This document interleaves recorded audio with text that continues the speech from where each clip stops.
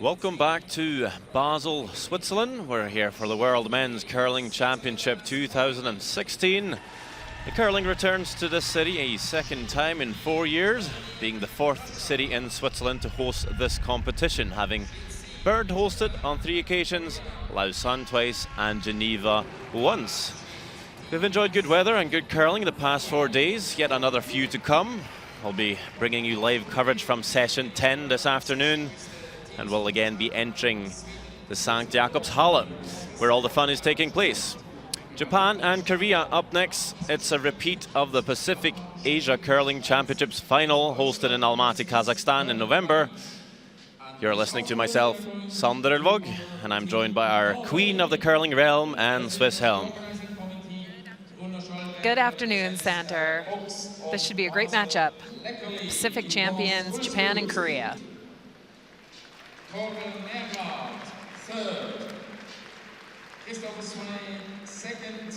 The host of the St. Jakobshalle just introducing the crowd to the teams as we wait to get this show started. Of course, a couple of neighbour rivalries out there. We'll have Norway-Sweden also face off this afternoon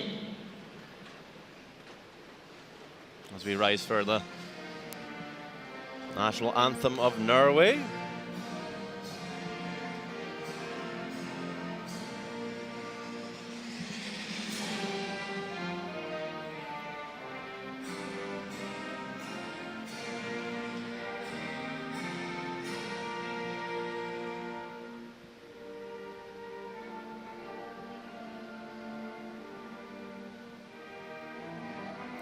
Taking a look at the team lineup for Japan: at lead, Kosuke Morozumi.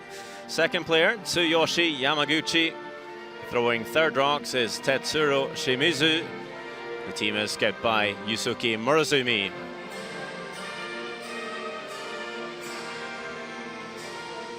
And playing for Team Korea, at lead, Yoon-ho Nam. At second, Jong-Duk Park. Third, Tae-Hwan Kim. And skip, Soo-Hyuk Kim.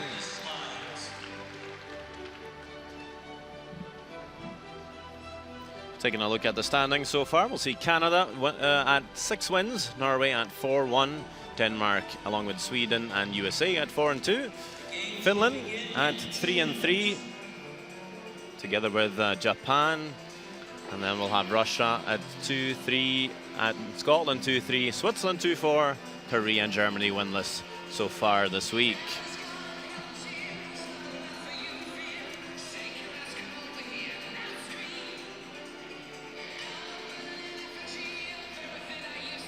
These are the other games out in the St. Jakobshalle today. As mentioned, we'll have that Norway-Sweden battle just next door. Germany will face off against Russia, looking for their first win, while a big classic, Switzerland-Scotland on sheet A, as both those teams looking for their third win this week.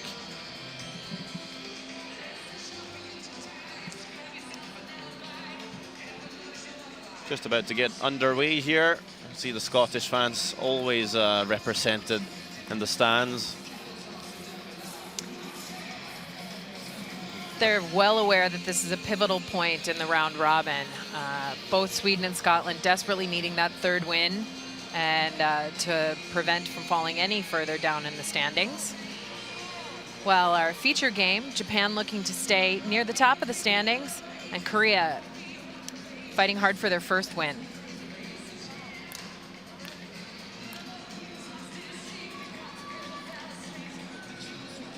Well, these two guys know each other well, having played on many occasions, especially at the Pacific Asia Curling Championships, which is the qualification event for the Asian teams to get to the World Men's Championship. As we'll take a quick look at the stone colors, it's Japan throwing the red stones, Korea will throw the yellow, and we'll see Japan with last stone advantage, having outdrawn Korea in the last stone draw in pre-practice.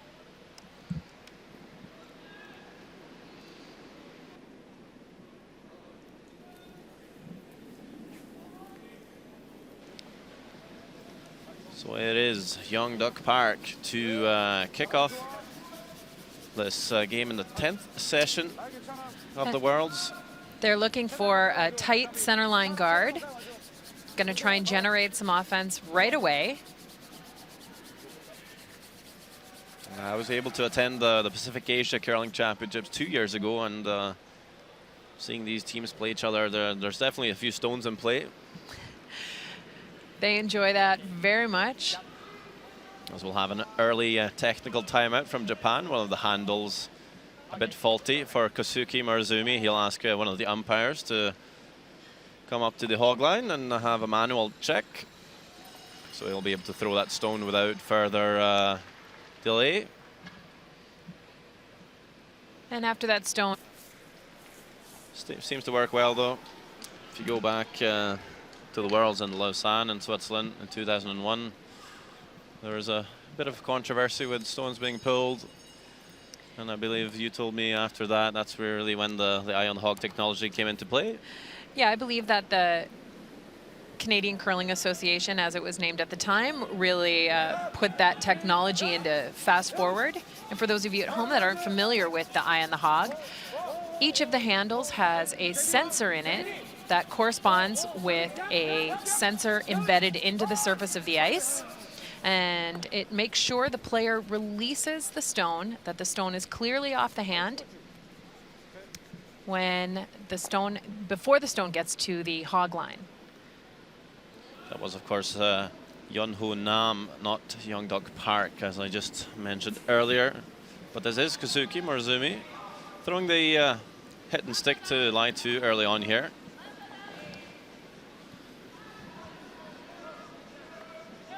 Doing everything he can to set the table for his brother, Skip.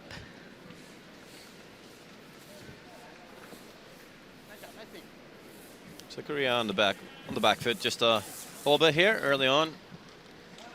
Yeah, and that starts with that ill-placed center guard. The first rock of the end wasn't perfect, and from then on, Korea is going to be chasing, and they do not have last rock advantage.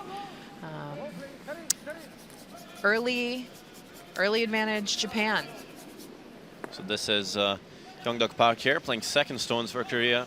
Will make the hit, not be able to make that roll in there, underneath the cover. As we'll also take our first look at Japanese second player, Tsuyoshi Yamaguchi. 31 years old. He's been in the game for a long time now.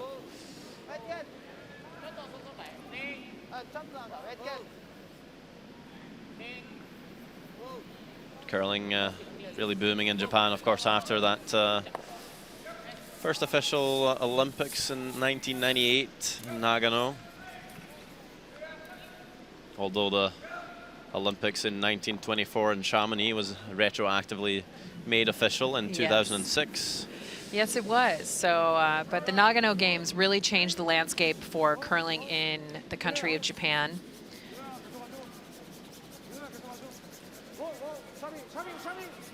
Looking for that roll now.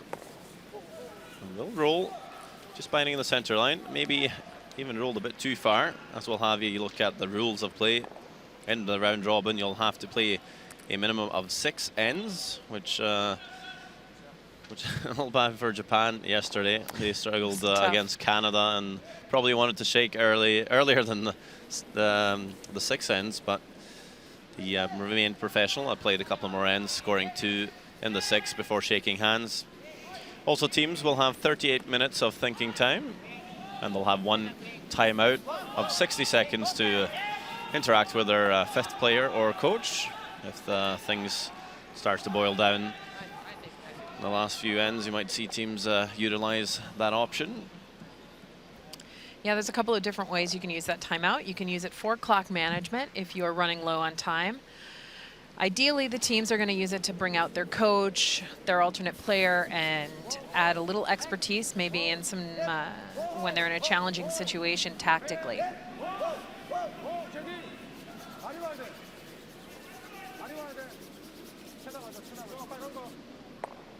Ta-Hwan Kim, 3rd for Korea. Just check to the wing there. It's a nice shot for Korea. It rolls far away from that half corner, half center guard that's out there, and might allow a double takeout with their next rock.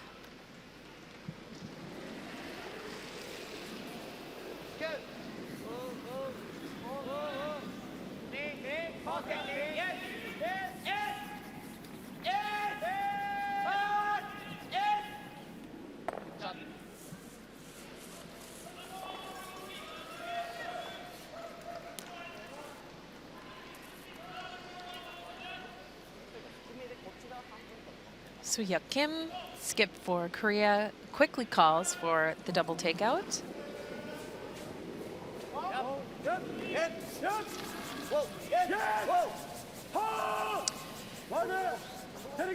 This rock looks like it's curling quite significantly, but makes the double.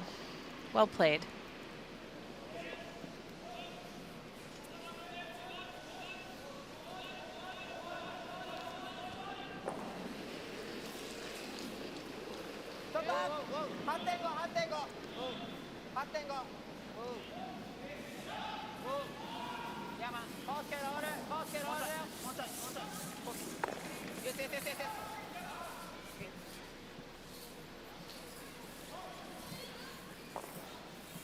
Time to skip rocks now. And it is skipper for Korea, Soo-hyuk Kim, to make his way down to the hack. Not being left too difficult of a challenge here in the first end.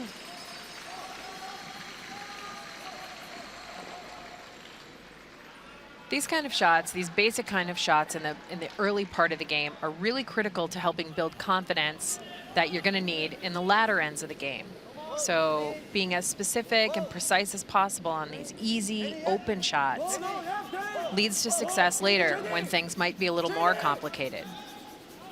Looks like he'll try to make a roll in behind, but it will sit in the open.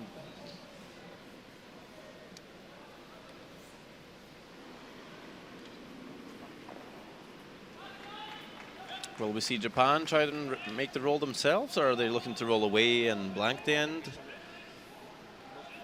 I think it's a little bit either or. That guard's really long. They know that no matter where they roll behind it, it is accessible to the Korean team.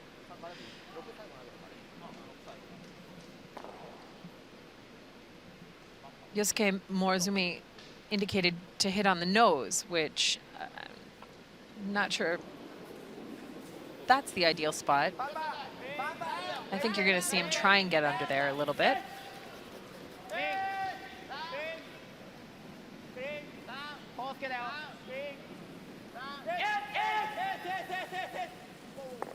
Just kind of lost that one. Yeah, right when it got to the center line, it jumped pretty hard. Good thing for him, though, is he rolls quite deep, so even with a good hit and roll from Korea, he'll probably be left a chance to blank this end. As you said, and that guard pretty long. The shooter for Korea would be, at best, a back 8. This is a great opportunity, though, for the Koreans to make the Japanese face a shot with a little bit of upped pressure, which they have not all end.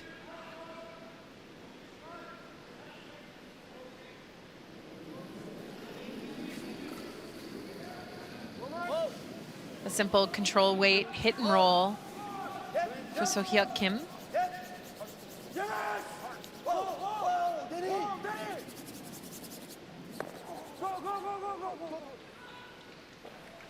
That's well executed.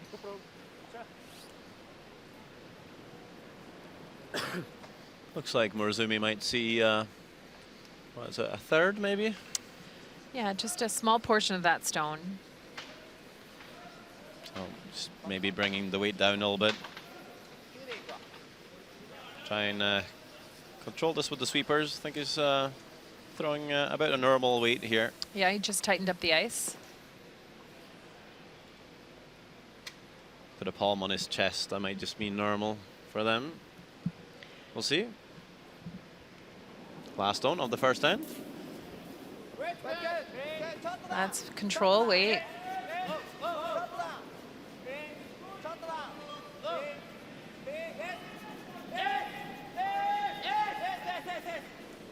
and in control they are as they blank this first end. No score so far between Japan and Korea, and Japan will retain the last on advantage, as we'll be back for the second end in just a few moments.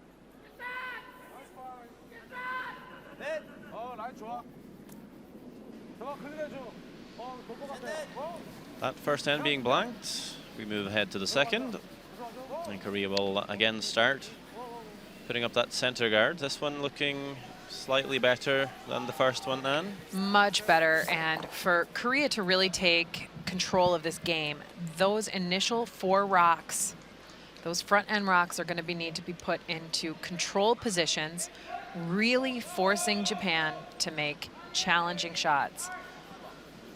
It's nice to see Yoon Ho Min put that rock on the center line, nice and tight to the rings. Might have overcurled a bit. Now Kosuke Morizumi trying to come around that rock.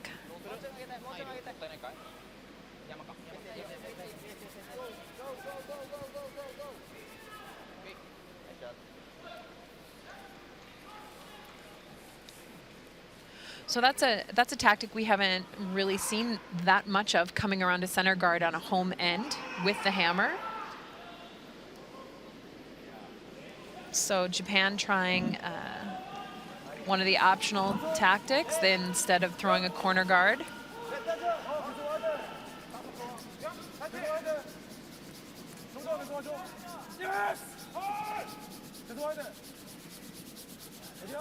I have to say I'm a little bit surprised about Korea's performance this week. They're certainly a much stronger team than they've been able to show, although no poor teams in the field this year. One of the toughest fields I've seen in a long time.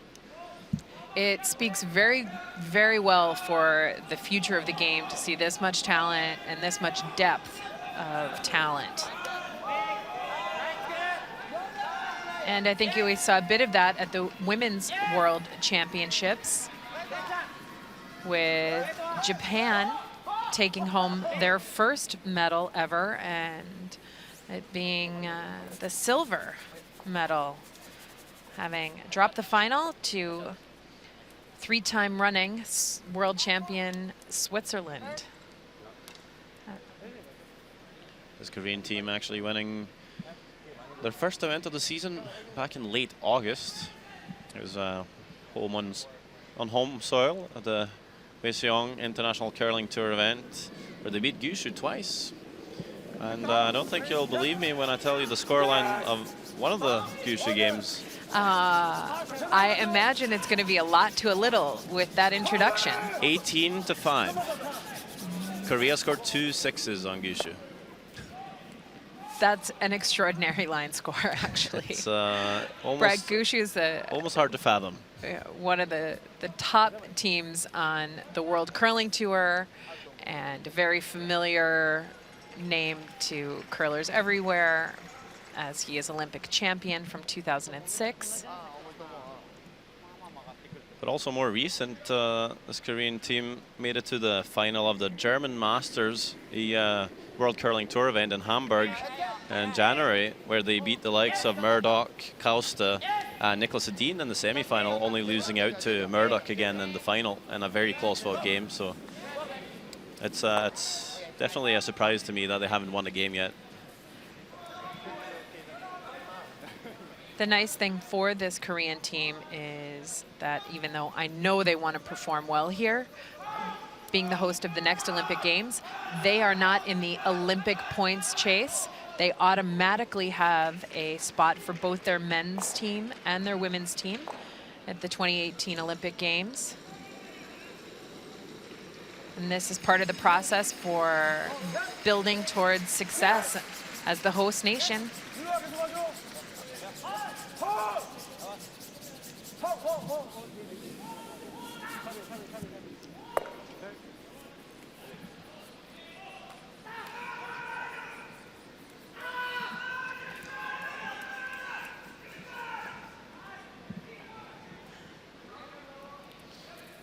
Getting a few stones in play here. Yeah, this end is starting to get a little bit interesting. Looks like Yusuke Murazumi has asked Tsuyoshi Yamaguchi to play a little hit and roll off the yellow stone on the left-hand side of the house. Just biting the forefoot, I think. A delicate shot here.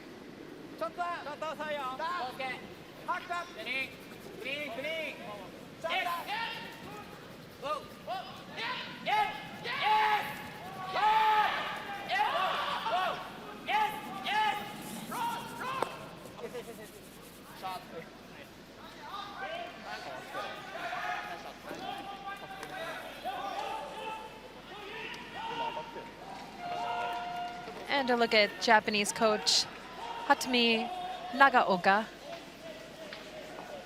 the only woman on the bench here at the Men's World Championship.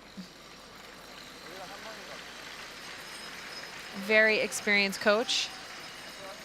She's also followed the Murazumi team for a long time, having coached them at the first event that she coached them was back in the World Junior Curling Championships in 2004, where these two teams actually met. The skips anyway, Kim and Murazumi. Played back then in a round robin. It was Korea to win that game. So a long history between these two teams, or at least the two skips. And the Korean coach, Se-young Yang.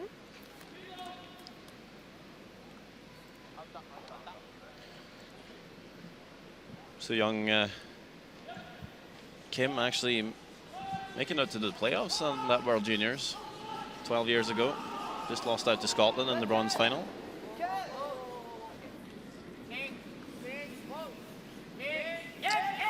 That was the same year Nicholas Edin won his gold medal in Quebec, Canada. The first of several gold medals for Nicholas Edin.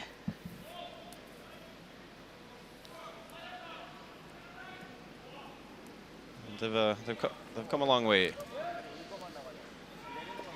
Both of them now at the World Men's Curling Championship. But for the Korean team, it's proving difficult so far.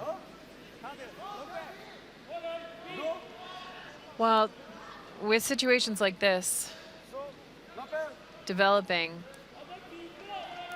there's quite a bit of pressure on this stone here.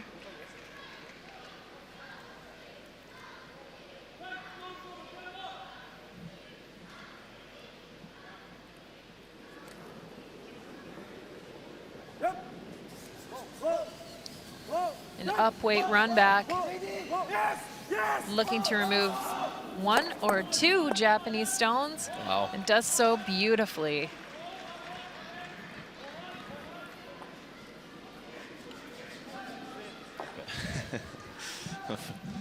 Didn't go bananas there with his performance. But definitely a good shot. Gets 2 reds flying, but still leaving a double for Japan to sit 2 here.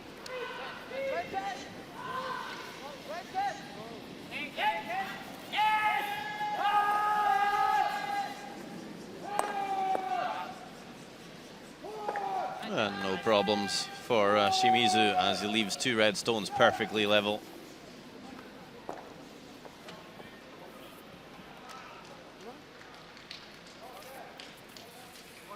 How is it for these 2 teams to have met each other in the final of the Pacific Asia Curling Championships November? Is it Korea coming in with a lot of confidence, having known they've beat Japan more than usual this week? Or is it Japan full of revenge lust to win it?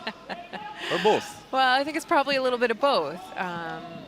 Your history against a team definitely plays a part in how you approach that game, the confidence you bring. But Korea's been having some challenges here and struggling with ice conditions and getting production out of their shots, whereas Japan has had several wins and some really commanding performances. I think the edge goes to Japan in this game, just based on how they've responded in the early part of this round robin so far.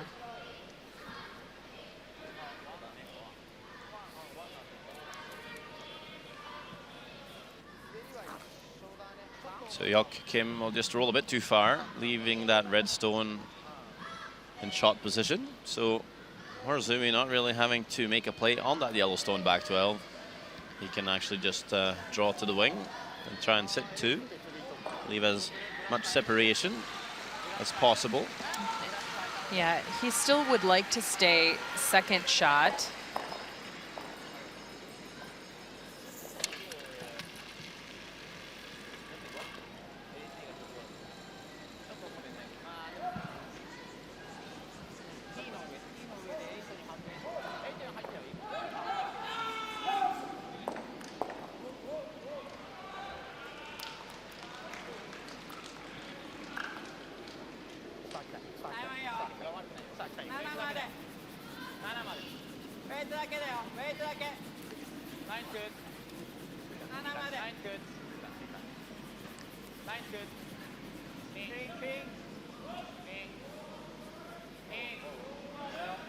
You always like the opportunity, if you're Team Japan, to have a shot like this, a wide open, low pressure opportunity to find draw weight for your skip.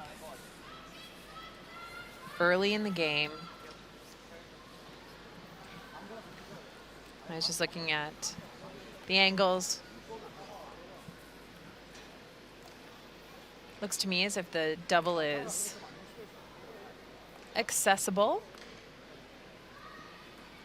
for Soo-hyuk Kim. They're going to have to be a little bit careful of that back stone in the back 8 foot, back 12. I believe you should be able to make the double without jamming it. I think you might rip that back yellow, but yeah, it might bounce up over the top of the yellow. Can afford to overcurl here and though just stuff it on the back one, leave a draw for 3. Big double for Soo-hyuk Kim here. Really going for a line. Will jam on the back, make the double. Perfect shot. That's a great start. That's got to be a confidence booster.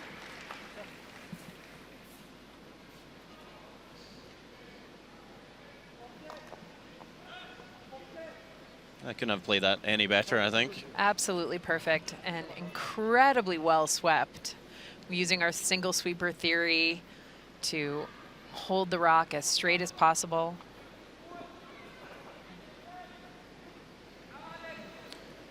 So all of a sudden another blank attempt for Yusuke Morozumi after having quite a few stones in play. It's the last stone of the second end.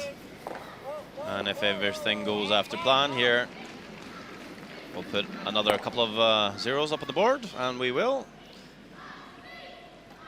So even with a more interesting second end, there's still no score in this game between Japan and Korea. But we'll be back with more curling shortly.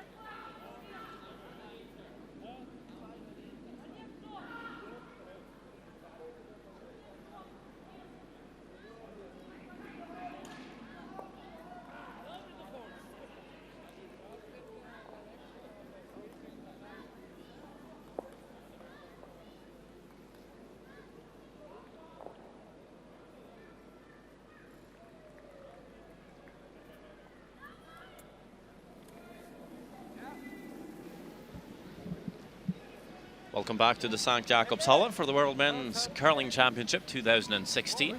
Our feature game this afternoon is between Japan and Korea. And so far there's no score.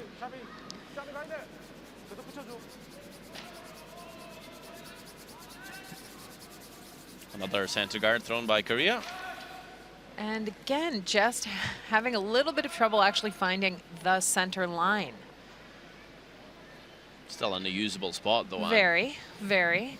But anyone who's played lead out there knows that you are looking for a very precise positioning of that first stone. And it looks like we've got a sensor handle issue again, so it is not activating.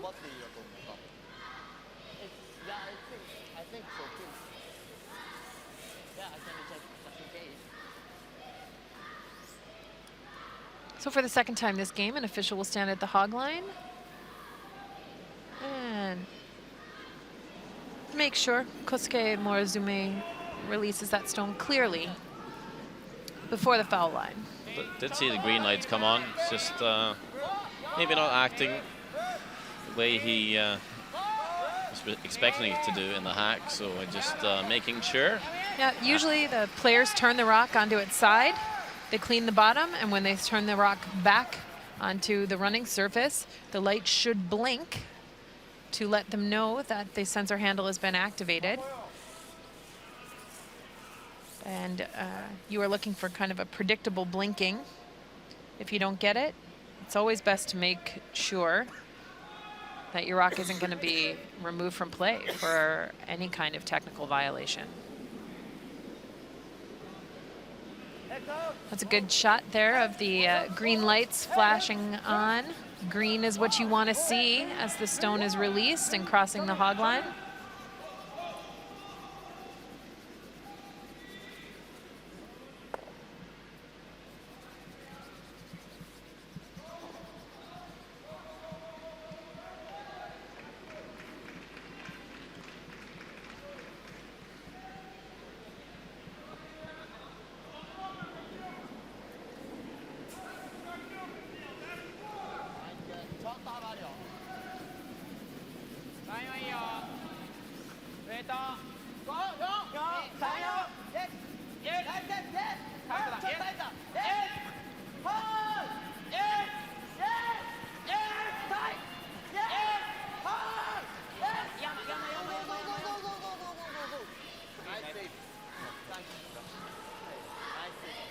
Kosuke will be able to come around the guard as we Hop over to sheet B for an update. It's Russian skip Alexei Chesilov with a really difficult run double.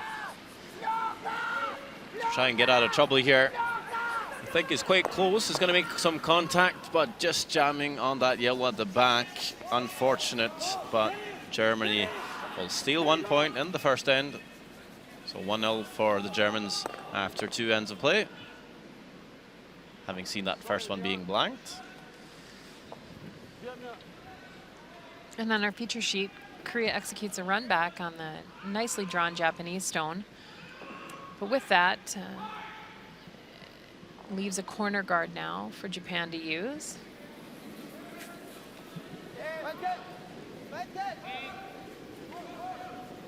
And they'll try and do so by a hit and roll underneath.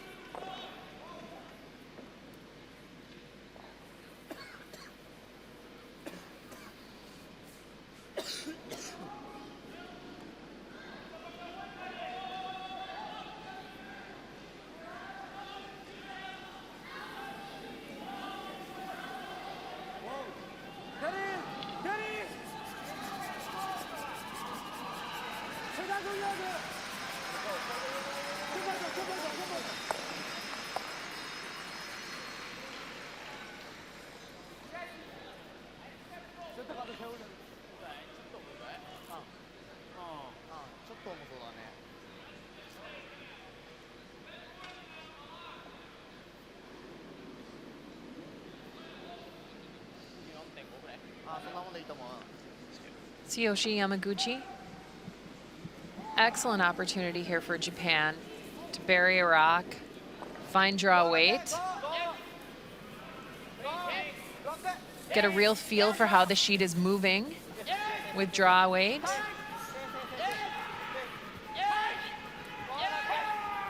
Oh, they are sweeping hard to get by that corner guard. And they just do. Likely that might come out the other side.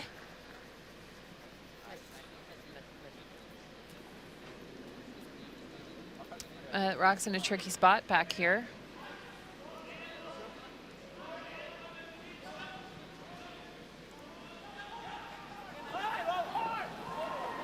I'd like to see the Korean team hit and roll out. Not give a corner guard and backing to the Japanese team.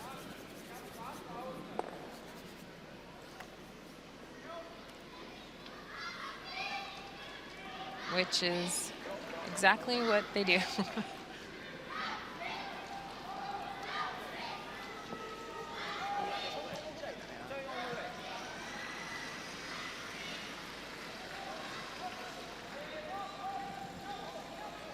Yesterday marked Team Japan's 50th game at the World Men's Curling Championship. Unfortunately, that was the game against Canada. It was a milestone on a couple of levels then. Yeah, not the best anniversary for them. But there's a good chance you might lose to Canada anyway.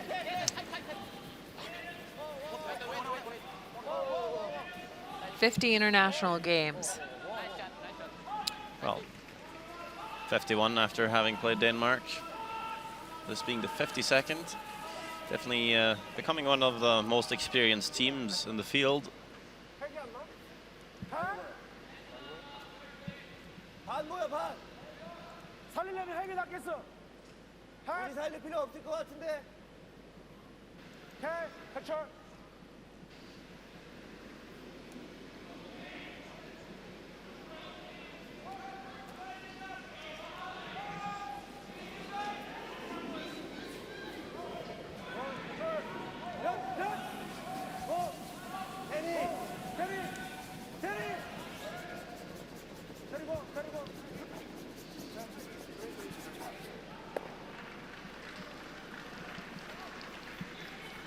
A nicely executed pick.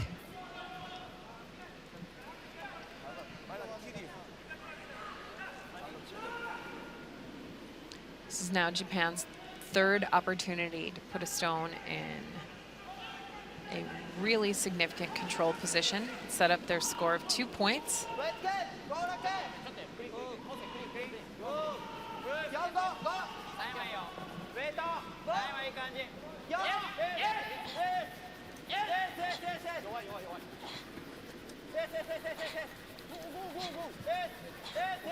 Something you don't see very often anymore, Sander. 2 sweepers.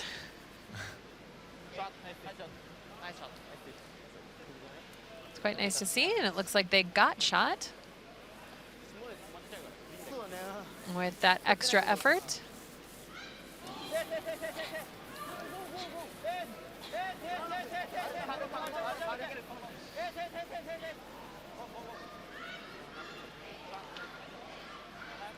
A great look at the brothers Morozumi on the double sweep.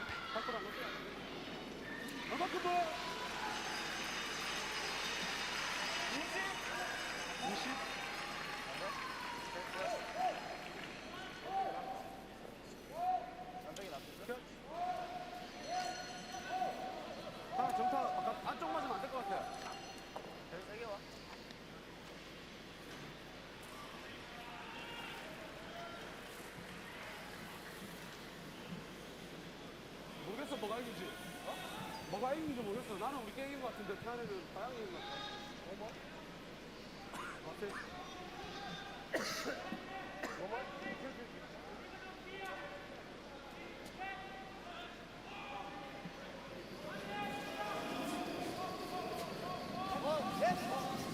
So Joachim with the run back. Made his World Men's Curling Championship debut all the way back in 2003. And it was hosted in Winnipeg, Canada. Only winning the 1 game, beating Denmark in the round robin. But making a great hit and stick here to sit 2. As we're down to the skip rocks for Yusuke Morozumi. Oh, can't possibly execute that any better. That was just perfect.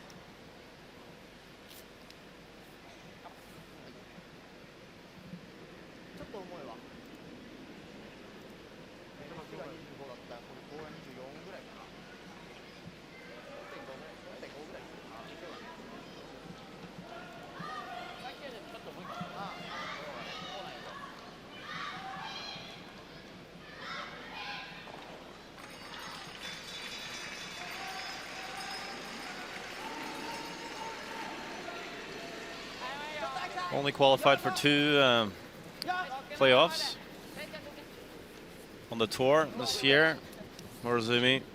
One was the Canadiens Men's Classic in Portage La Prairie, Manitoba. Quaint little town. It is a fantastic event. Definitely the nicest thing is that you can walk from your room in your socks just around the corner to the curling rink, which is fantastic. Yeah, it's attached. They bring in one of the world great ice makers. And they have a men's event, followed by a women's event, and in between is now a mixed doubles event. Morozumi just losing out to Charlie Thomas in the quarterfinal, having beaten the likes of Matt Dunstone and Glenn Howard on his way. Also qualified for the quarterfinals of the Karuizawa International back in Japan, losing out to Pat Simmons in the quarters. So not the best record against Canada this season, as we just saw him just crash on the draw now. So Joachim playing the hit to lie 3, and Yusuke will have to play the in-turn draw here. The score 1. So we'll definitely have a score in this third end, having seen 2 blanks to start off.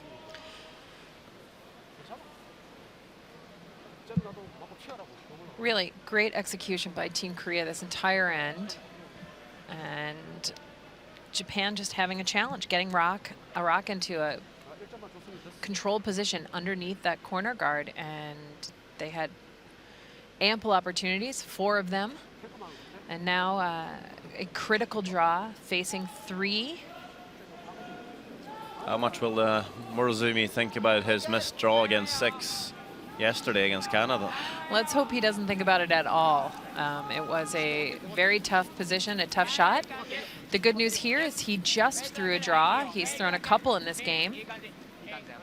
And this is a nice sign, just cleaning it in to the forefoot. Yep, perfect draw right on the leg rear logo. And it will be a score of 1 for Japan in the third end. So the scoreline now, 1-0 in favor of Japan. Korea will have last stone as we come back with the fourth end.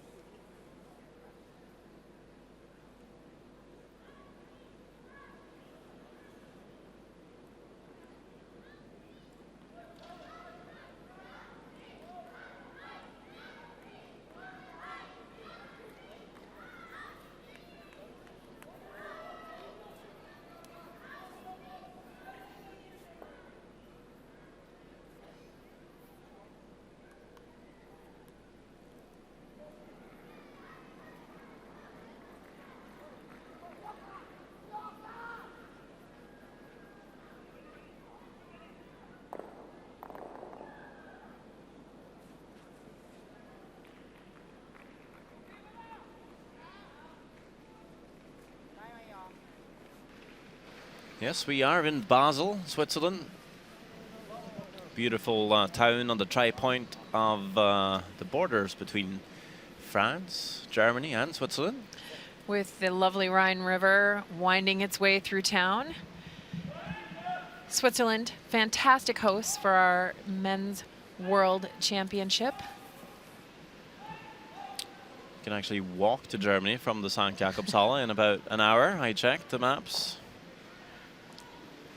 You could take a tram or a bus in a much shorter period of time as well. Oh, there's no exercise, Anne. We're just sitting here watching these athletes all week. We should go for a walk, I think. All right. Bit of a different setup here in the fourth end. It's Japan drawing to the house. Not sure if they wanted the stone top 12 or didn't quite see the call. Yeah, it's a tricky location. Not quite in and not quite out. They were either looking for that to be closer to the red forefoot or to be in front of the house. And I believe maybe they were looking to throw the center. At least they aren't doing that now. So staying aggressive here. Looking to take that control position, splitting the center line. Just over curls a bit. We saw the Korean rock leads first rock in the second end do the same thing. That spot on the ice definitely finishes quite significantly, moving left to right if you're the shooter. I mean, right to left if you're the shooter.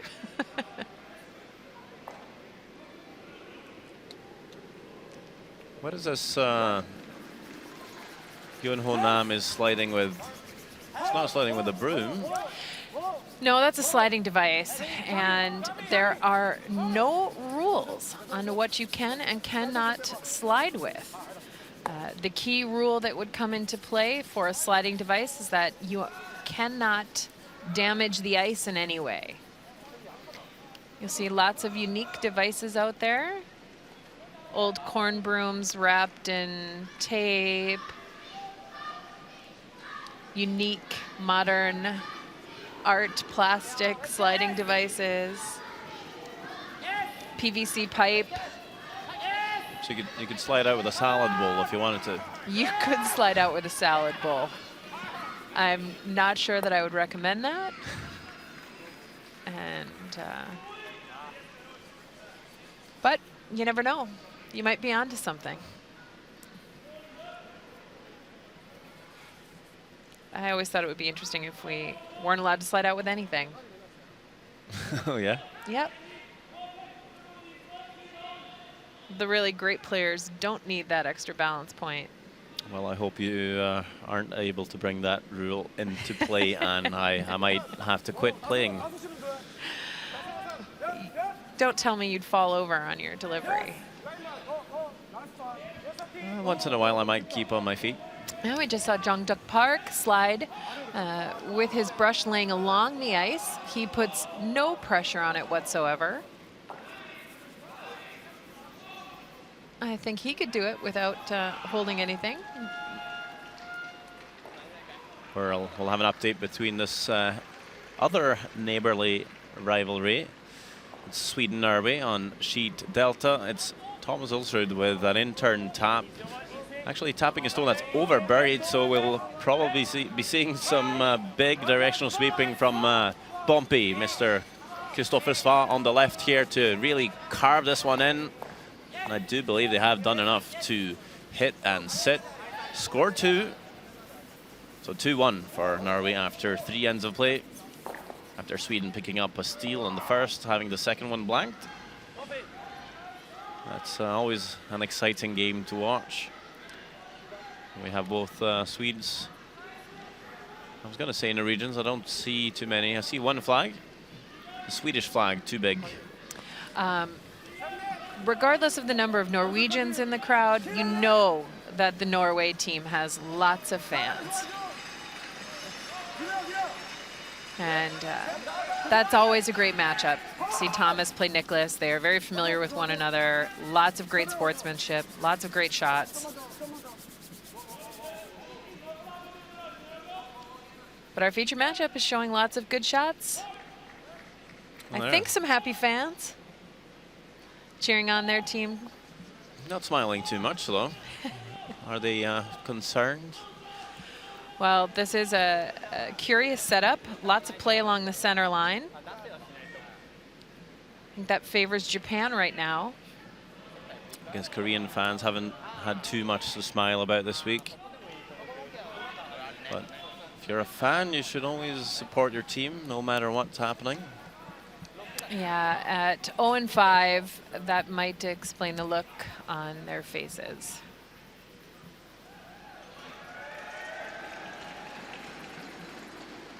Tetsuro Shimizu playing 80% for the week.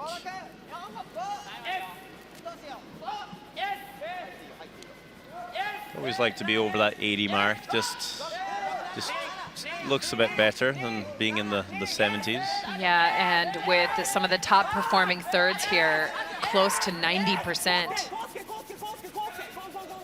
Wow, that is a great draw. Beautiful draw there. That'll help his numbers.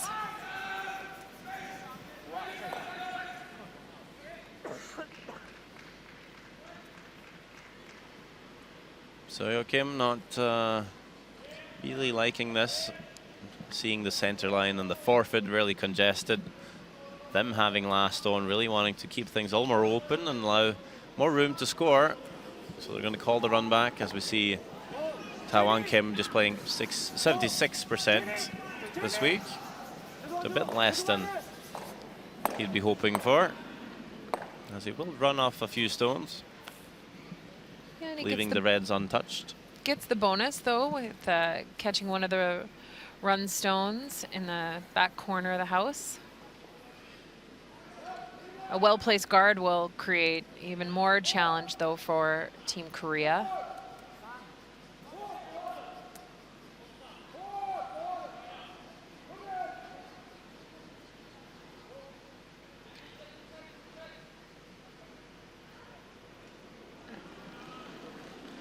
Tetsuro's last draw being so well placed.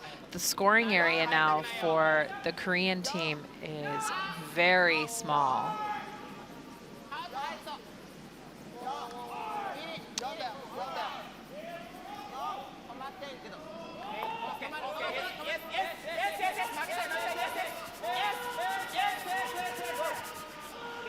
And that's a beautiful shot there. That takes back the run back. Takes away the run back with the yellow stone. So the Japanese flag there, just reading out Karyuzawa Curling Club. That's where the team's from. In the Nagano region of Japan. Just a short little ride with a Shinkansen train from Tokyo. From Tokyo, yes. Maybe not a short ride, but train is very fast. Yeah, that's right. Beautiful facility they have up there. Hosted the Pacific Asia Curling Championships 2 years ago. It's also hosting that Karyuzawa International Curling event. Look at this double run back again. Those are fairly low percentage shots, and Team Korea is playing quite a few of them this end.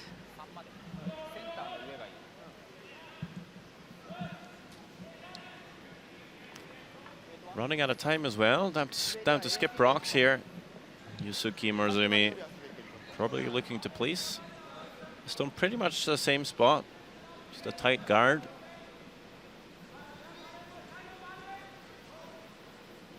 %78% for the week. Usually Skip's numbers will be a bit lower. You're a little more penalized for shots. Yeah, many times when skips are throwing, they get 100% or 0.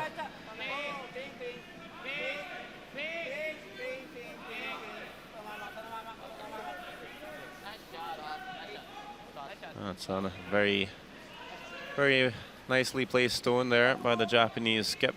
I believe that one would be scored at 100.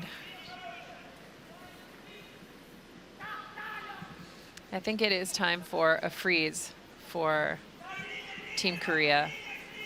That scoring area is open and available to them. A well-placed draw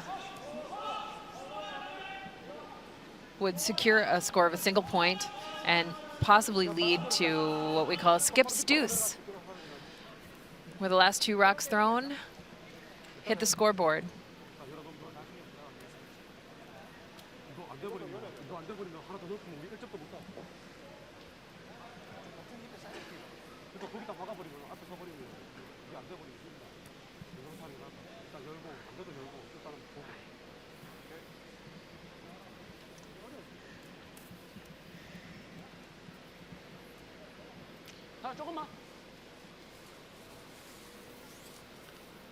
This is a tough shot that they are lining up here.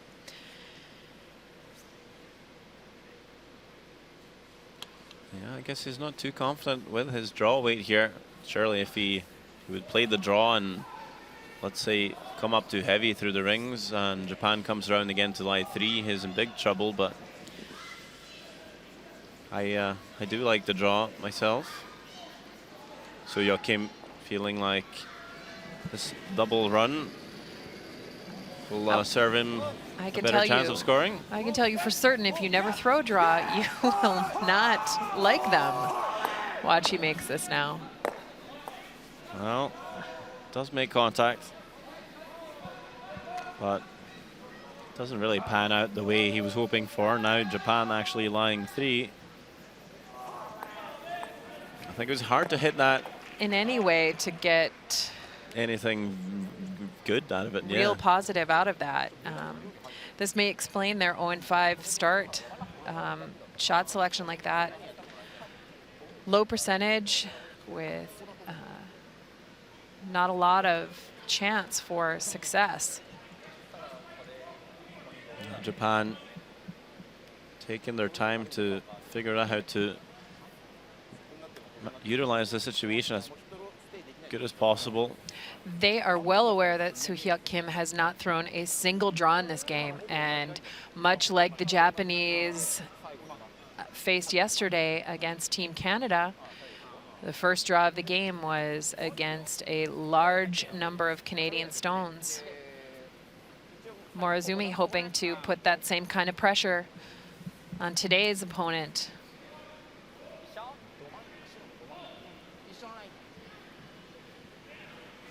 I believe the call is to draw this into the house, about top of the 8 foot.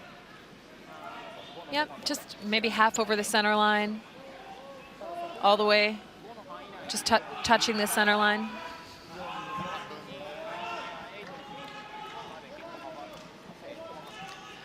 Hopefully the Korean team is paying good attention to the speed of this rock and how this draw might be managed.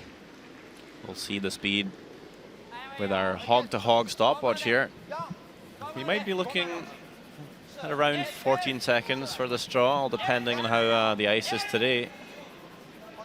14-3, 14-4. 15-7. Seems to find the right speed, so maybe a little quicker today. Yeah, a little bit quicker, and unfortunately that rock did curl. I think a little more than Team Japan would have liked.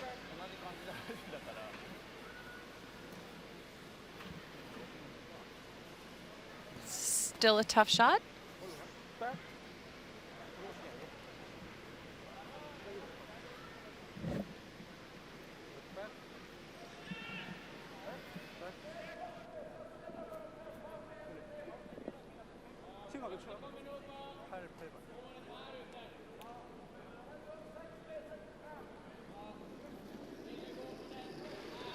So last on of the 4th end for So-hyuk Kim, facing 4 here, needing to draw the 1 foot to score. Down by 1, as we see the hog-to-hog watch again here. This is coming up pretty heavy, so it's Nam really trying to carve the stone in to find the backing, and they have done so. So score of 1 for Korea, as they'll tie it up at 1 each.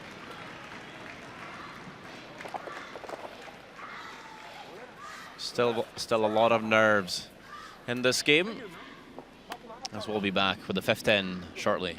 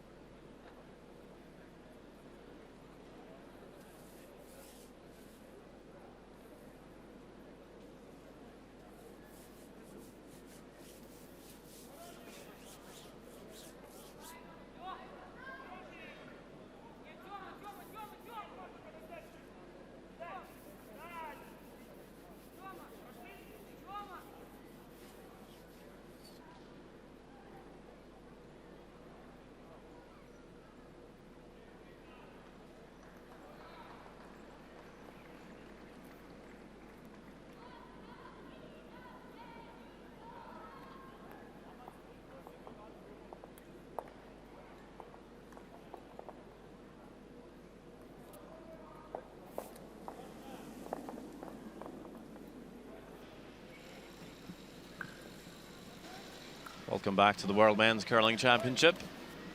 Our future game here is Japan-Korea. It's all tied up after 4 ends of play, 1 point each, as Korea again will throw the tight center guard to put some stones in play. What do you make of the first 4 ends here, Anne? Well, it's been some really tight play. I feel like Korea might be a little challenged with some shot selection. They are upping their level of difficulty unnecessarily in certain positions. It worked for them in the third end. They executed nearly every run back and forced Japan to a single point. But the same tactics were employed with the hammer and inadvertently forced themselves to a single point because of it. I think Japan needs to start executing, maybe putting a little bit more pressure now that they have the hammer back. Japan has been sticking to this, draw under the center guard with the hammer.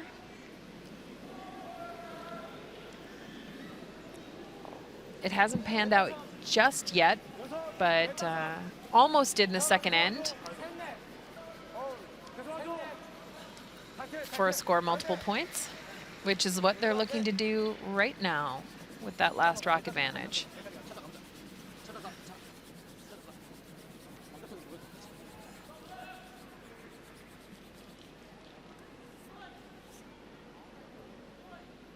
We're going to take our first look at Sheet Alpha. It's Switzerland, Scotland. No score so far, but here in the fourth end, surely something will happen. Tons of stones in the house. It's skip Sven Michael for Switzerland to make some granite move. He's not able to spin that last yellow out.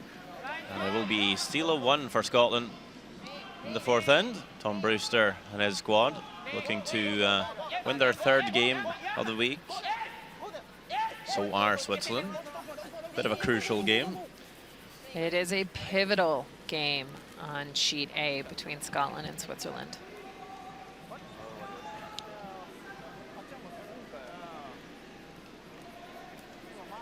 On our feature sheet,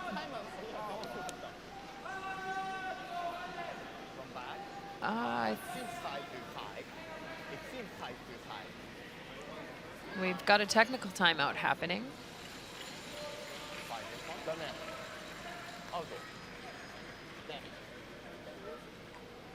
Yeah, I know, but so had trouble, but so restriction.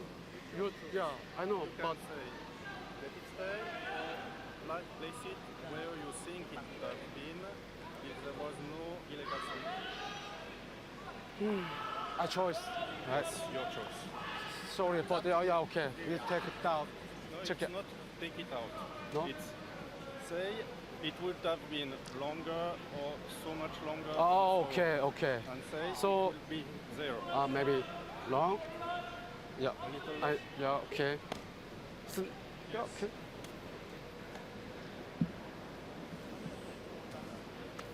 Sorry, Al. So as an update as to that interaction with the official and the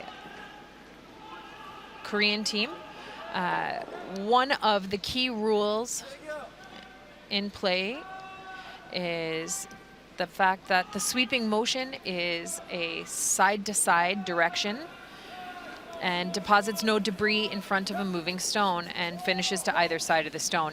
It seemed like potentially Japan had a violation, and the non-offending team, being the Korean team, has the option to put the stone where they think it would have come to rest. And so that's likely what happened. So Korean skip, Soo-hyuk Kim, moved the Japanese stone forward a little bit.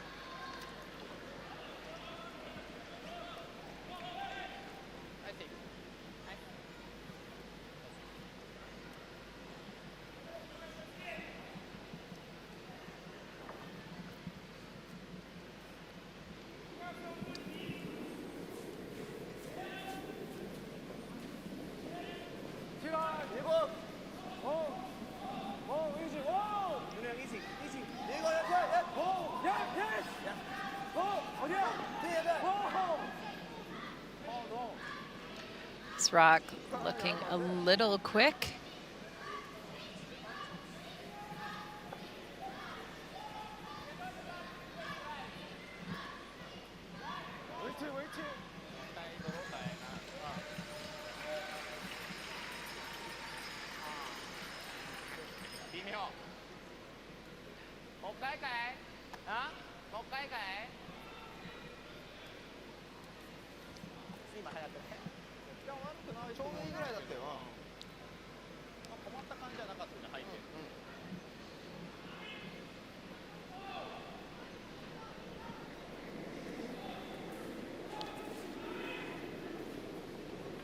Still early in this end. We've got a lot of rocks in play, a lot of offense happening.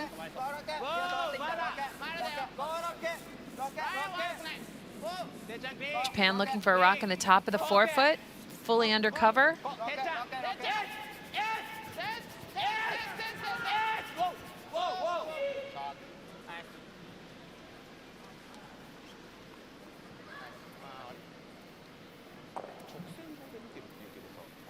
Another update for you. It's on sheet B. Germany playing Russia.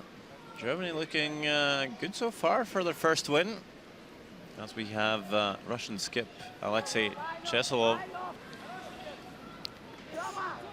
who's been a dynamic character out there on the ice, getting a couple wins, forcing some really nice play.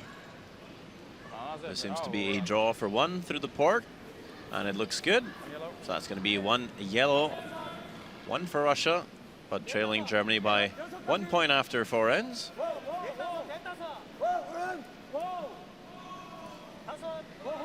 I'll keep you up to date on what happens on that sheet as elsewhere. Well, that's a nice little tap by Korea. Yeah, perfect freeze on the corner there. I think you'll see Team Japan open this up now.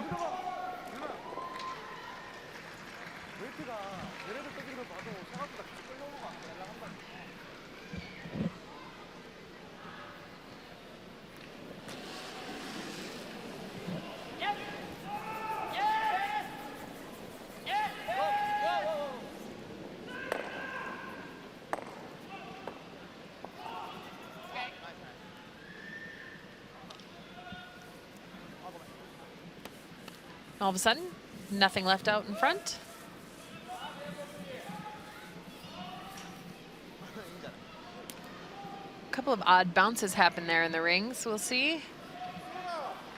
Maybe a shade unlucky to come off of both red ones.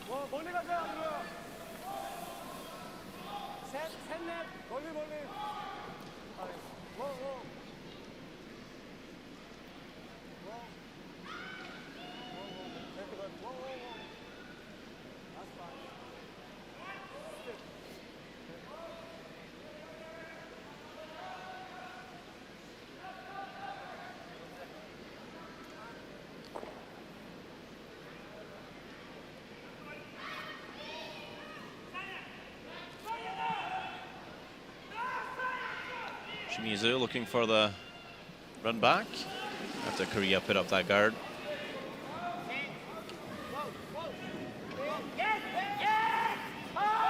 We'll see 1, 2, 3, 4, 5, 6. How many stones in motion as Japan actually lies 2. That's an incredible shot by the Japanese third.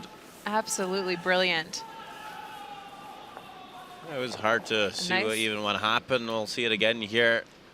Everything moving around as his teammates applauding that shot by Shimizu. Just lovely.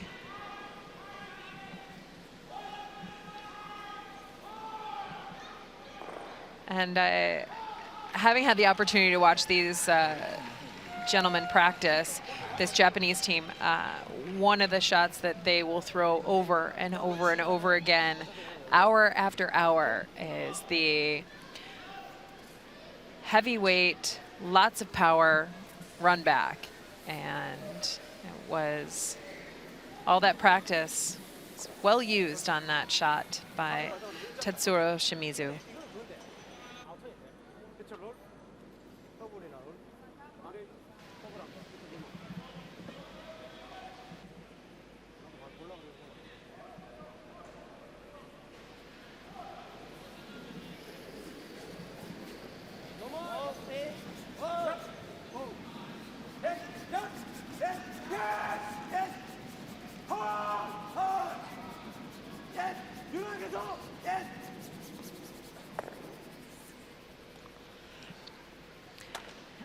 And that stone just over curled a bit on Soo-hyuk Kim.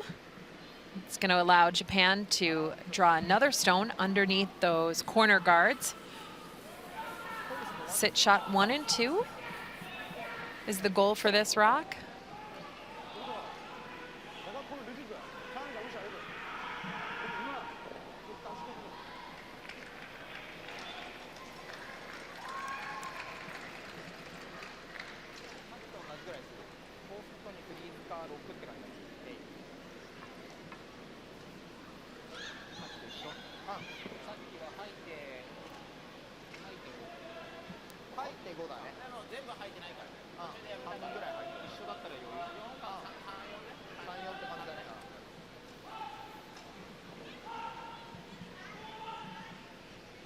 We'll have another rock clock for you as Morozumi plays his in-turn draw.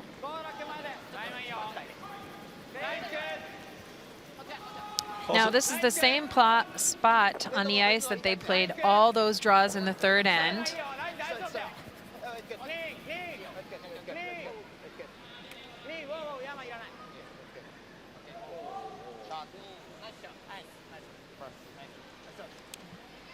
Beautifully managed.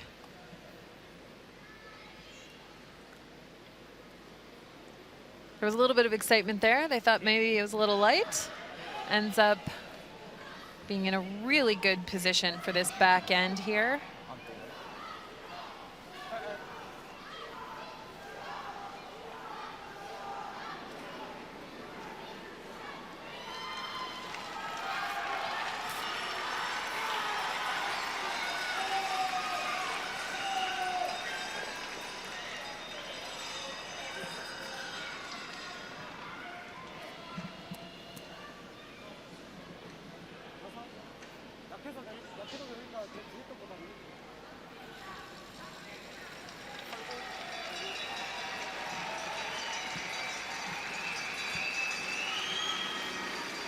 Bit of pressure on Soo-hyuk Kim here.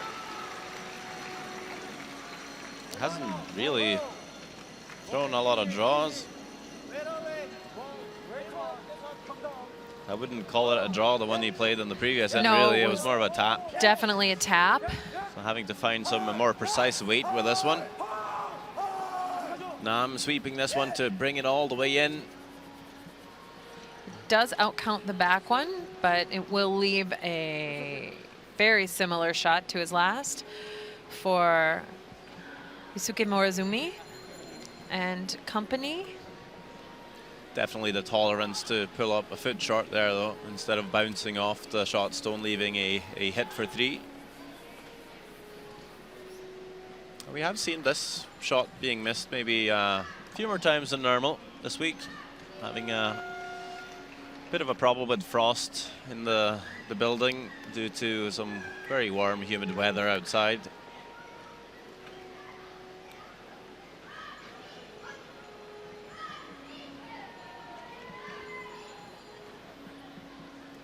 Yusuke Morozumi just composing himself, like always, in the hack before throwing this last stone of the 5th end. Very calm, cool, collected, and Morozumi's thrown quite a few draws today, 6 of them actually so far, and playing them at a very high percentage.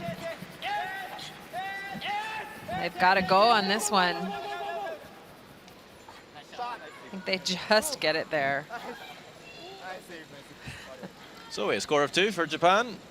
They will lead the game 3-1 after 5 ends of play, as we'll see both teams heading off the ice for a few minutes for the halftime break. Chance to re-energize with some drinks and a snack and talk to their coach and alternates.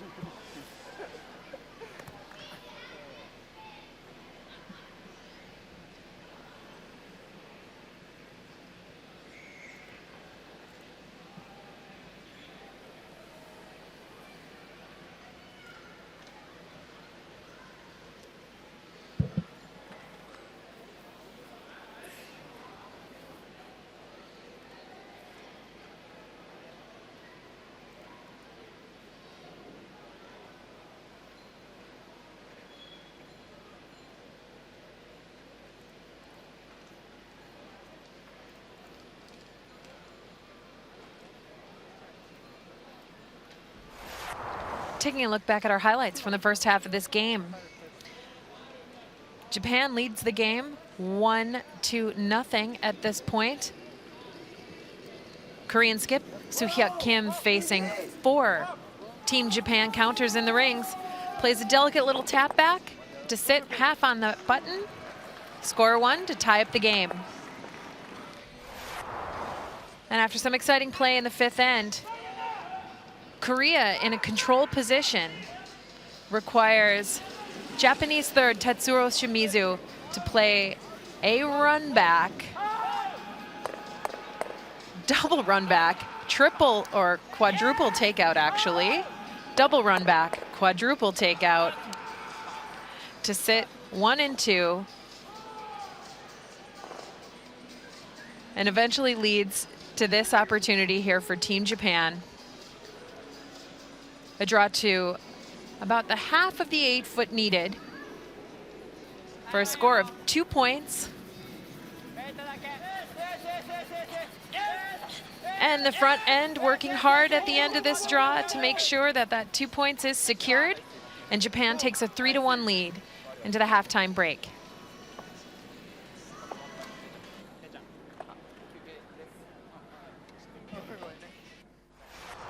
Taking a look at Sheet A, where we'll have Switzerland and Scotland play. It's last one for Swiss skip Sven Michael, looking to play a tap for 2. Calling on Enrico Pfister to make the stone curl more. Now switching it up, having Gempler trying to straight it out. Will get past the guard. Does it have enough weight to tap the other one through the house? Well, we're going to have a look.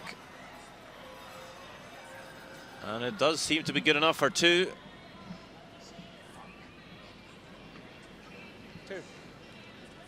So it's 2-1 for Switzerland over Scotland.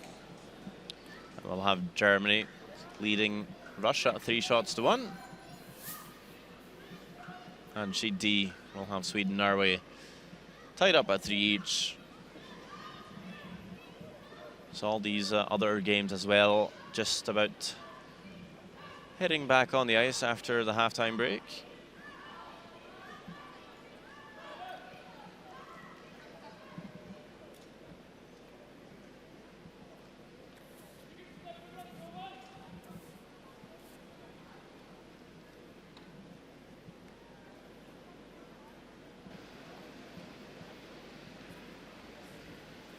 What could Team Korea be discussing in the halftime, Anne? Well, being down by 2, they're going to discuss opportunities for improvement, maybe some tactical selections that might give them a better chance of using their hammer to generate score 2 and tie up this game. We'll see some stats here. Japan and Korea. Japan outscoring Korea by 7%, just a little bit better overall. No stolen points so far. So we'll see, we had 2 blank ends, a couple of singles and a score of 2 in that 5th end.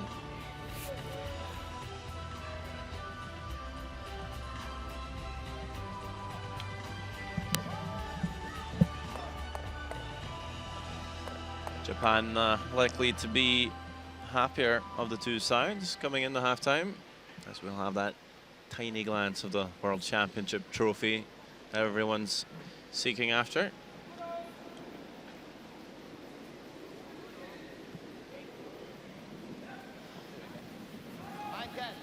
And we are back in action here. If you are just joining us, we're in Basel for the World Men's Curling Championship. My name is Sander Ulvåg, and I'm joined by the lovely Anne Swisshelm by my side to take you through the play-by-play. This is the scoreline so far. Everything to play for. Korea only 2 down with last one advantage, having failed to win any games so far this week. Would be very happy to do so here this afternoon. A team they have beaten before. This is pretty much a repeat of the Pacific Asia Curling Championships final last November, where we did see Korea win.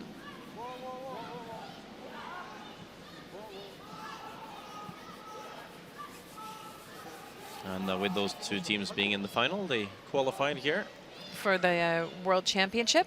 And in this, the opening rocks here of the sixth end, second half of the game. Pretty standard tactics. Japan with the lead, they're going to put their first rock in and then ask lead Kosuke Morizume to put the guard on top. Nice and tight to the rings. It could even slip in a little bit. I want it to be splitting that center line.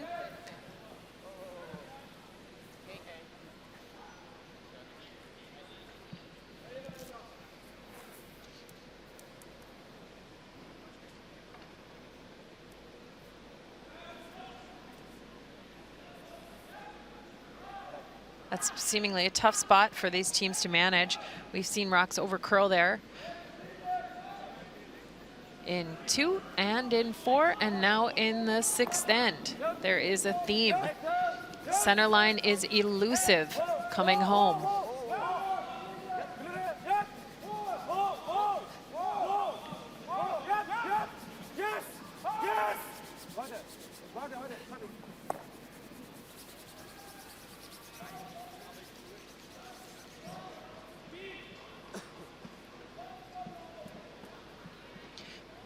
Nice shot by the Korean team, but it over curled a little bit as well in that spot.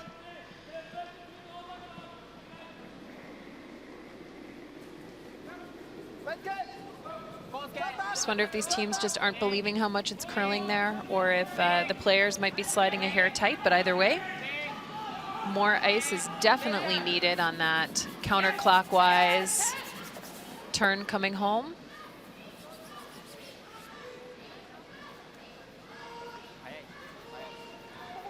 And on the contrary, you can see that it's a little bit straighter inside out in that same spot. Japan had a uncharacteristic miscue.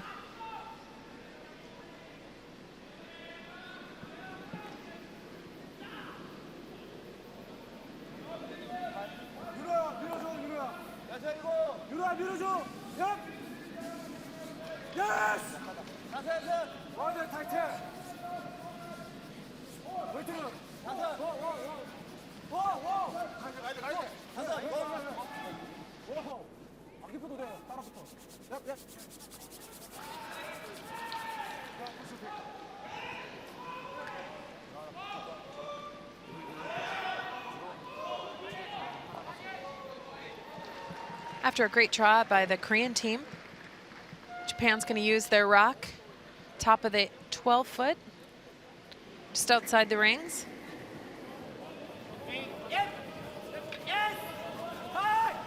For a run back, and it's a rocket.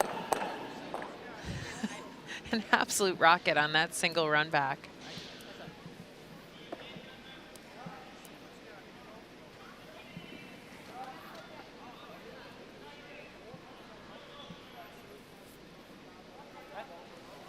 Here's another look at it. The athleticism that is required for that sweeper to keep pace with that stone, keep the brush on the ice, moving and helping to guide that rock to its intended target, cannot be underestimated. The skill and fitness of these players is at such a level. For you curlers at home, don't try this without a safety net.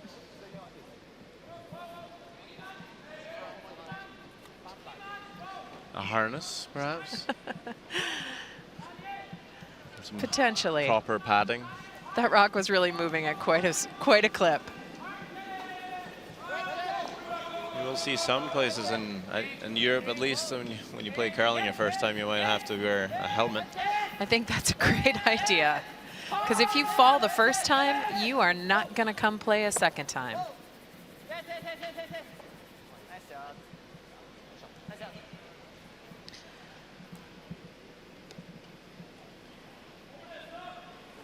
That is a nice shot.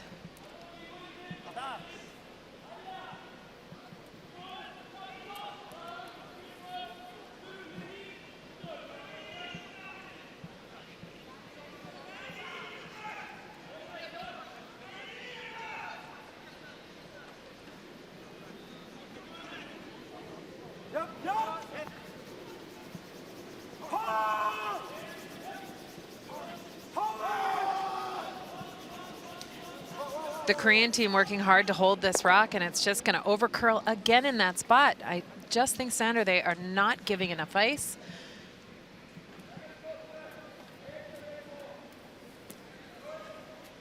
That is absolutely the 6th rock we've seen of this game that is overcurled in that spot.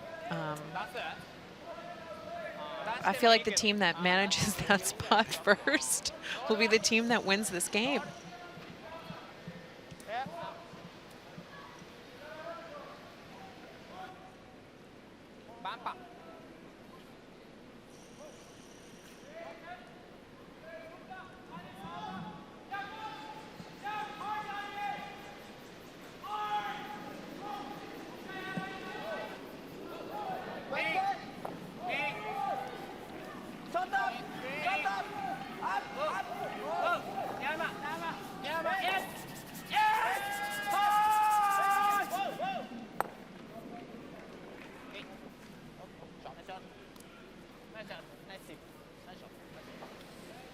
Seems like nice shot is another borrowed term for the Japanese. Surely it's possible to say nice shot in Japanese as well. You'll see a lot of curling terms. Yeah, the curling language that we speak is universal. There's lots of terms that translate or that are used. Especially like hack weight is mostly used by every nation. I think bumper. Only Russia, I believe, call it kolotka. Really? But apart from that, most nations will call it hack. So. Hack. And when a team asks for hack weight, they're looking for the thrown rock to have enough pace to make it all the way behind the tee line, out of play, and to the hack. And for our new viewers, do you want to explain what the hack is? Well, the hack is the starting place for the delivery or the slide. It's much like a starting block in running. It is embedded into the ice. That's a perfect look at it right there. And you'll notice that there's 2 hacks. One is for a left-handed delivery. The other is for a right-handed delivery, like we'll see Yusuke Morizumi use right now. Playing 97% so far in this game.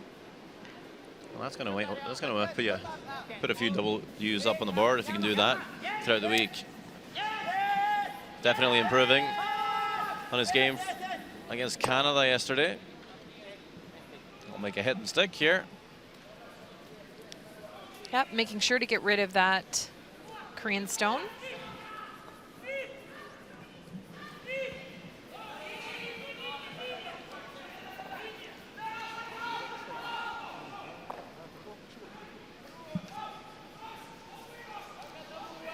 There's a chance for Korea to come around the corner. I believe they might play the hit and roll. Make the perfect roll. You might see Japan having to throw the run back.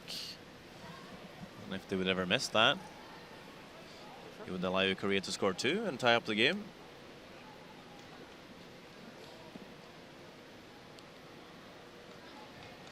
A well-played end by Team Korea comes down to, as usual, the last 2 shots of the end as thrown by Soo-hyuk Kim, the Korean skip.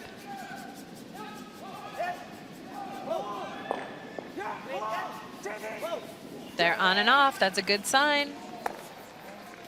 And just doesn't curl quite enough. Again, a little bit straighter going inside out there.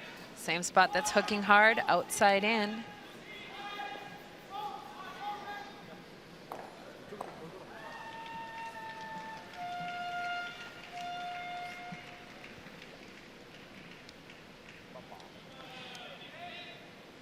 Because the Korean skip did not get the roll, this is an excellent chance for Team Japan to force Korea to a single point if they make the roll.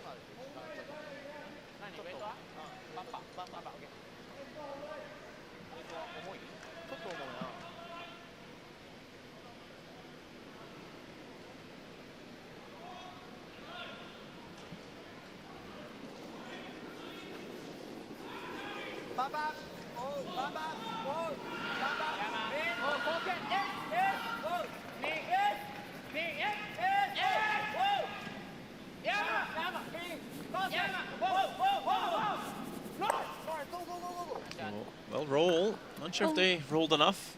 Yeah, I believe it's still almost fully visible.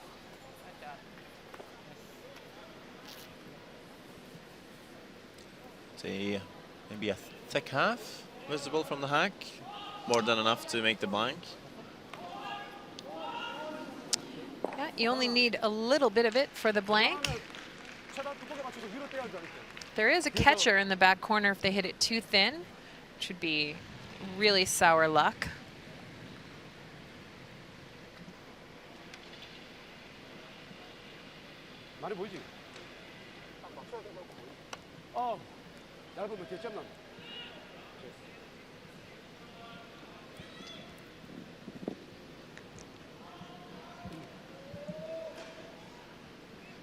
Down to the last stone here in the 6th end.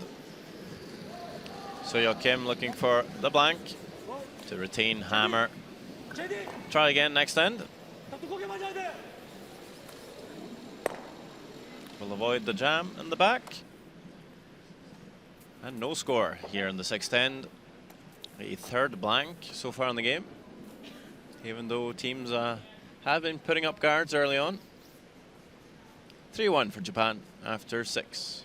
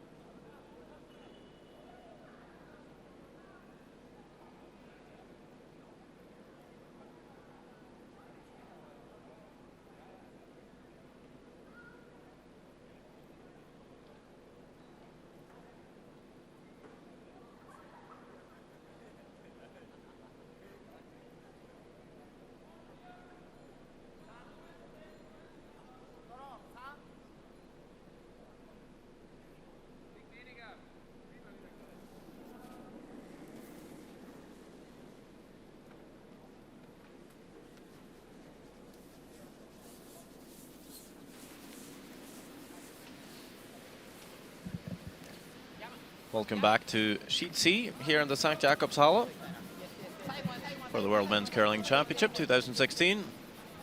It is Japan facing off against Korea. So far the scoreline is 3-1 in favor of Japan. Korea looking for their first win. And we'll see two guards early on here.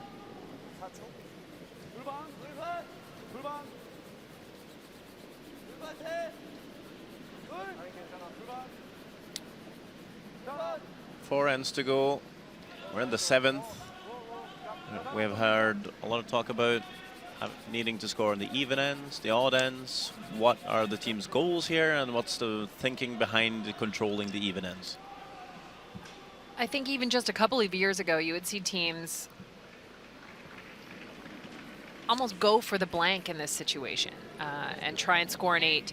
But being down by 2 points, Team Korea is running out of ends. They need to take every opportunity possible to generate a score of multiple points.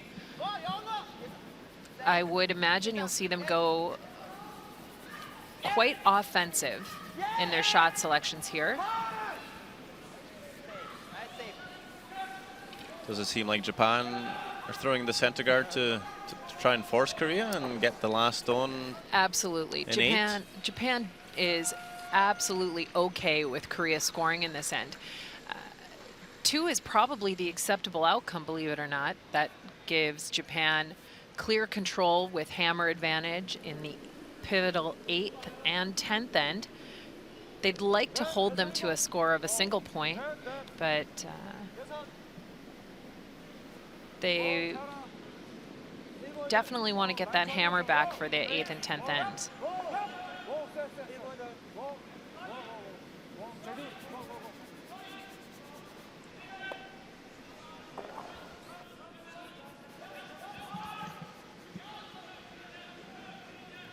Well, take a look at Sheet D. It's Norway playing Sweden. And Regent skip Thomas Ulster just made a double on his last one. a brilliant double takeout, actually. It looked like Sweden was going to generate 2 points and take a commanding 5-3 lead. But after that brilliant double takeout, Niklas Edin, reigning world champion Team Sweden, forced to a single point in the 6th end, taking a 4-3 lead into the last 4 ends of that game. So after 6 ends, it's Sweden leading 4 shots to 3. A very tight affair. Not a big surprise, I think. No, those are always well-contested games between 2 great rivalries.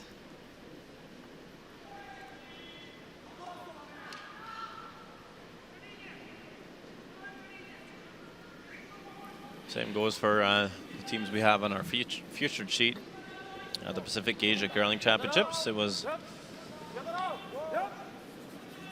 Japan to win the round robin game and Korea to win the final. So that's the record they have coming into the World Championship.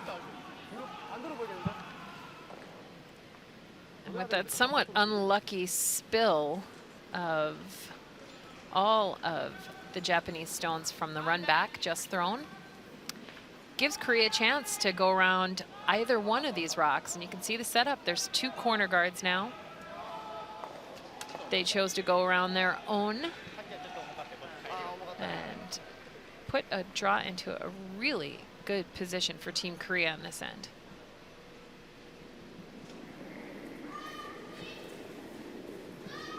I gotta say, Tsuyoshi Yamaguchi comes out pretty steadily at the hack.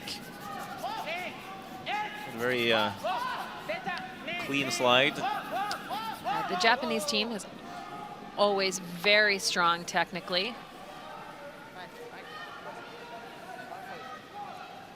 What's nice to see is the more creative parts of their game, how to manage sweeping, how to manage the communication, and some of the shot selection that's developed over the years.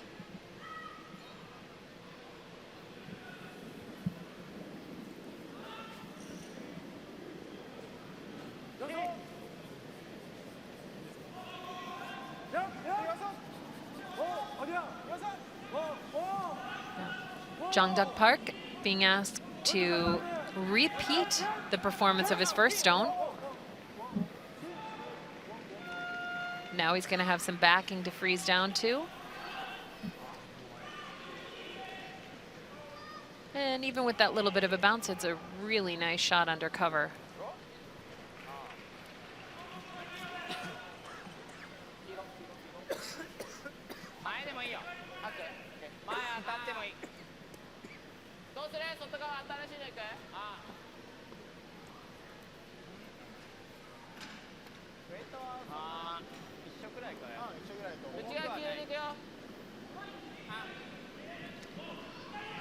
The universal hack is called again. So there's a couple of positive outcomes here. You can hit the object stone in the rings, the Korean team stone. If you happen to touch the top guard, you move it out of the way, and you roll the shooter onto the rings with this weight. Oh, and they get the deadly neither.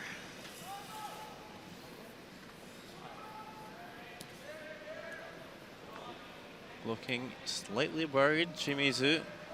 He knew that that was the opportunity to move the momentum of this end. You can see just ticking that guard, they either needed to thunk it and get it out of the way. And it's a real tough position for Team Japan now.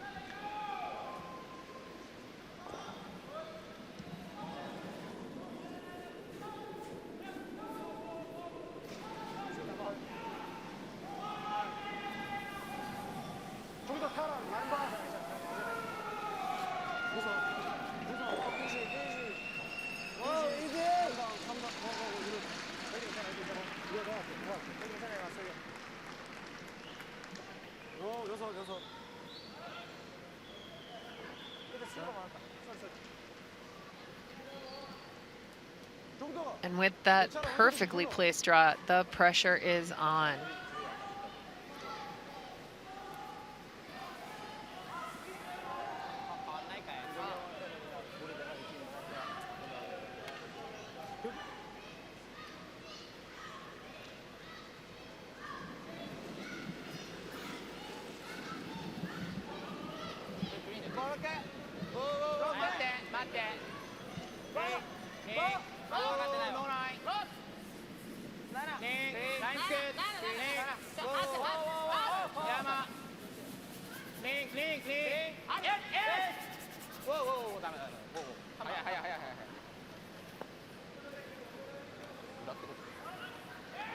Oh, the story this end for Team Japan, maybe these little ticks and rollaways.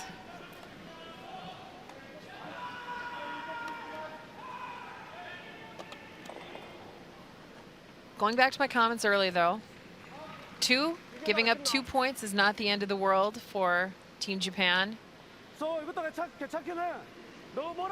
It is not ideal.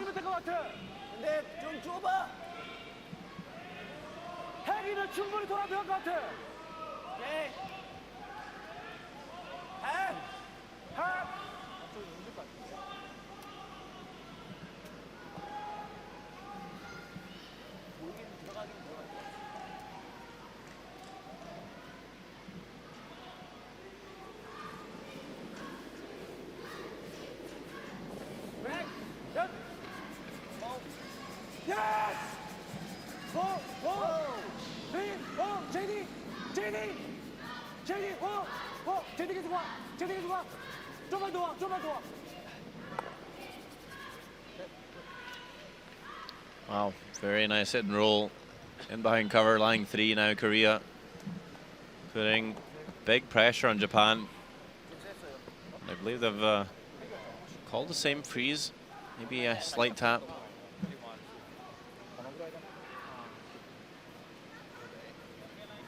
Definitely having the confidence to make this call. He's playing a wonderful game, Skip from Japan.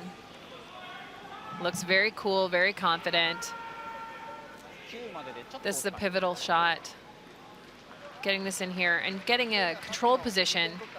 He doesn't need to be shot right now, but giving himself an opportunity to get out of this end. Only giving up 2 at this point would be, I think, welcome, given the layout.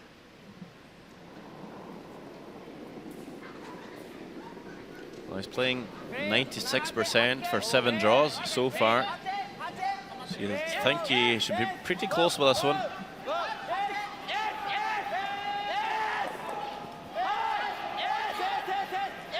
Big on the sweep here.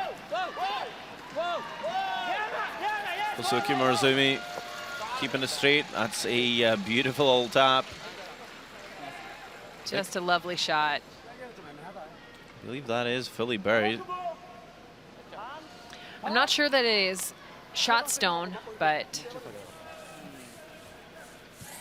it shrinks the scoring area.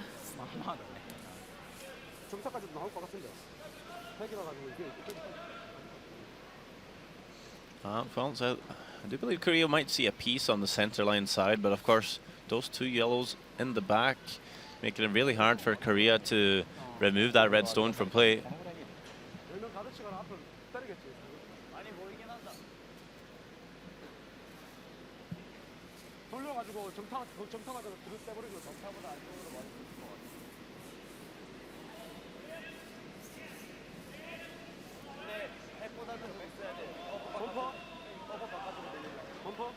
최대한 정타만 쳐요. 얘 말고 얘를 맞아야 돼. 아니면 앞에 열어버리자. 이게 더 안 맞겠나? 충분히 돌려서 칠 수 있을 것 같아. 범퍼. 핵보다는 셀 것. 핵보다는 좀 세야 될 것. 왜냐면은 이걸 맞고 여기까지 밀려야 되니까. 범퍼 가드만 치라면 무조건 아웃사이드 밀어 넣어버려. 범퍼가 이게 말이야. 일단 여기만 맞추면 될 것 같아. 5분도. 아니면 유나 이거 열어도 돼.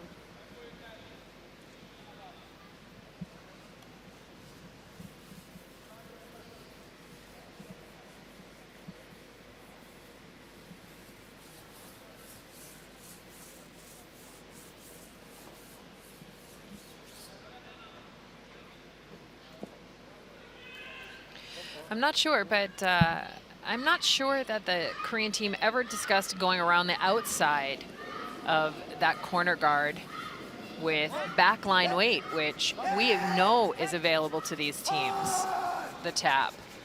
But they're trying bumper down the center line. Yeah, well, catch to guard. Maybe not the worst result. No, I think that's probably pretty good.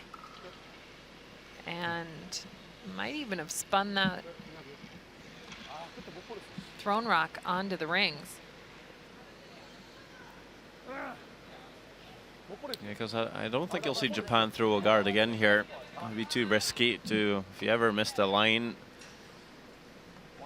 That redstone very accessible for Korea. So they're going to have to make a play into the house somehow. Yeah, I wouldn't be surprised if Team Japan calls a timeout.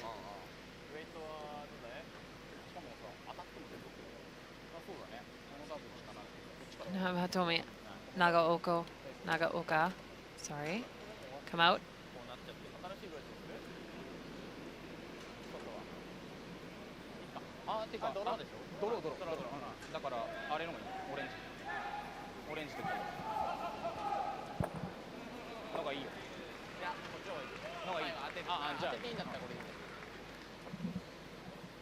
Not quite sure if it's in.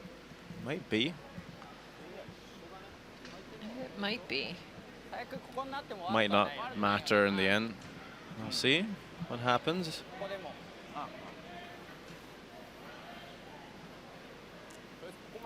Team Japan going to make choices to try and limit the scoring, and maybe with a missed shot, take advantage.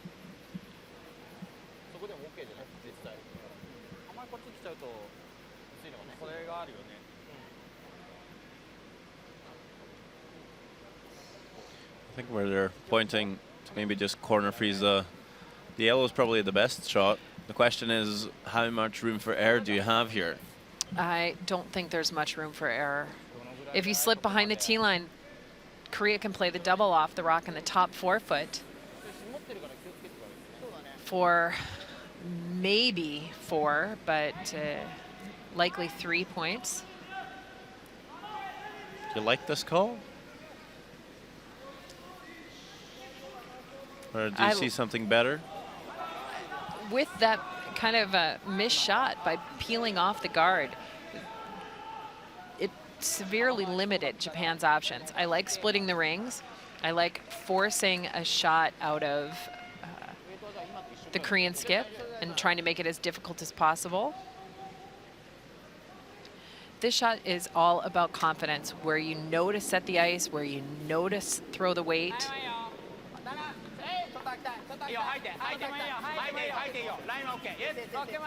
This looks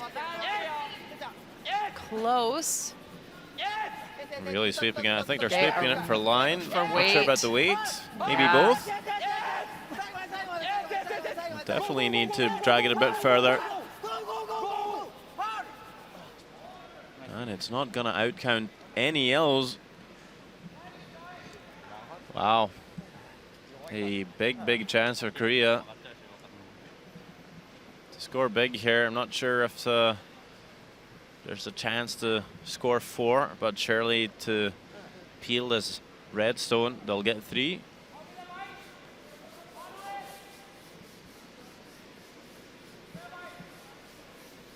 Didn't miss by much there, Murzumi, but No. that's all it takes. Half a rock over curled, half a rock short. And all of a sudden, Team Korea has a great chance to take I think a 1-point lead. With this weight, that's for sure what he's trying. Last stone of the 7th end. Korea finally with a chance to score a multiple score. Put a few points up on the board. No, it's going to go right past everything. Make the double off his yellows. Leave that red stone lying shot. Japan steals 1 in 7. Soo-hyuk Kim looking shocked as he steps off the ice to sit down and ponder about what actually happened there. Seemed to be in control. And just, Oh, that is close. that is really just a tragic outcome. The swing in points there and the control of the game hung in the balance. Well, after 7, Japan will lead the game 4 shots to 1.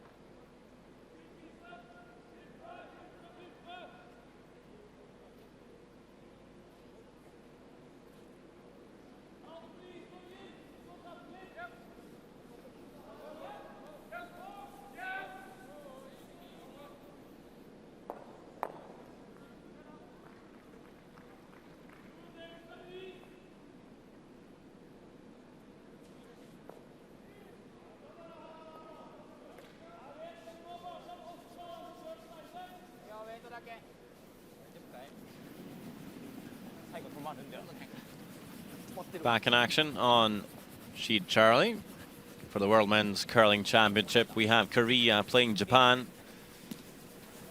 And what's been a very dramatical game. Korea having a huge chance to score 3 in the 7th end. Soo-hyuk Kim just missing a fairly straightforward peel by 1/4 of an inch. And Japan stole 1. The Japanese now leading by 3 points. And Korea is going to have to do it all over again to get another chance of scoring big. Yeah, the Korean team is going to have to dig really deep.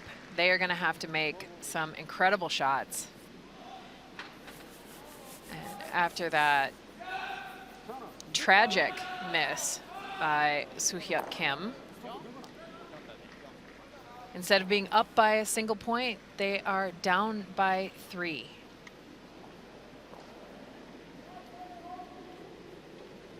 Japan very respectful of the fact that they just narrowly avoided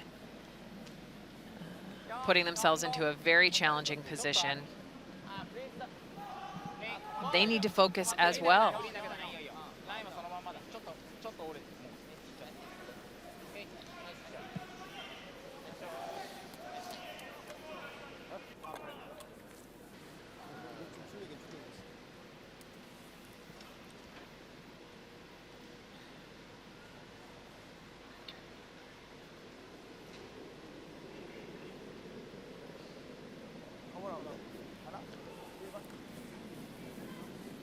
So both leads playing very well, setting the table for their teams as precisely as possible.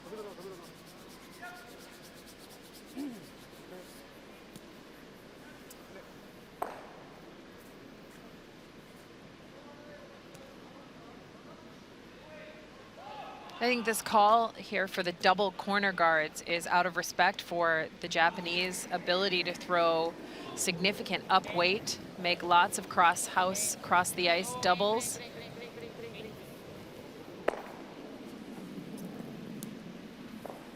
Soo-hyuk Kim and company needing as many opportunities to hide a rock as possible. And the battle at second is head-to-head even. It's been pretty even all game. Both seconds playing very well.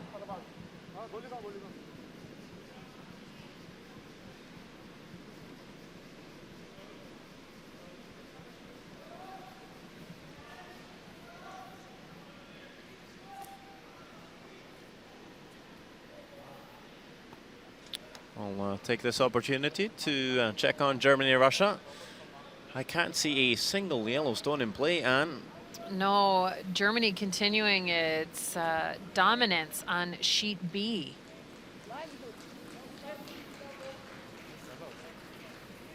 The Russian skip needing a bit of the forefoot to prevent a steal.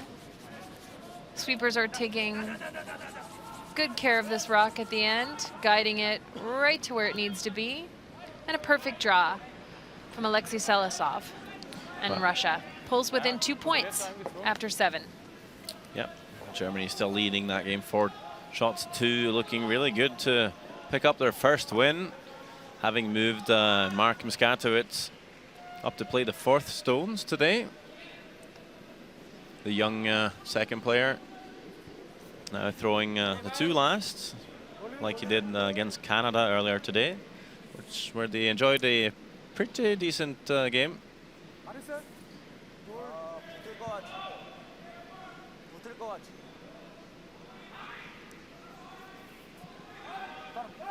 And this rock slides just a little deep. I think that's going to allow for Japan to make a double peel.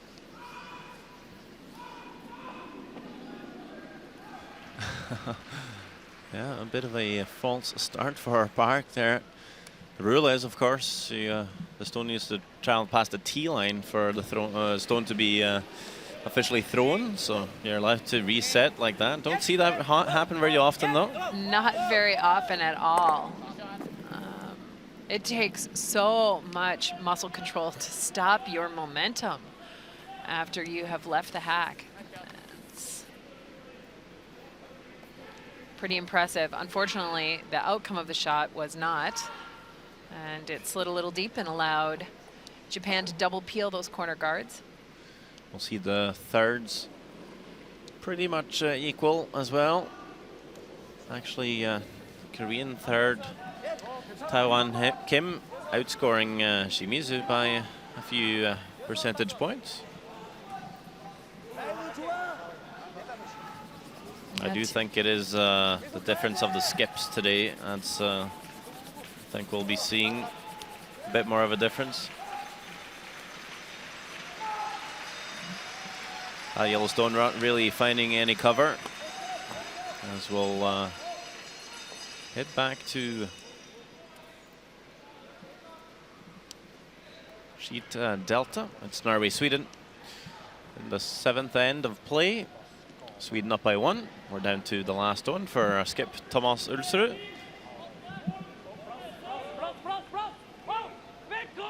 Håvard Pettersson and Kristoffer Sva on the sweep here, trying to guide the stone in. Not sure if this is just a draw for 1 or if they're actually trying to nudge the red one to score 2.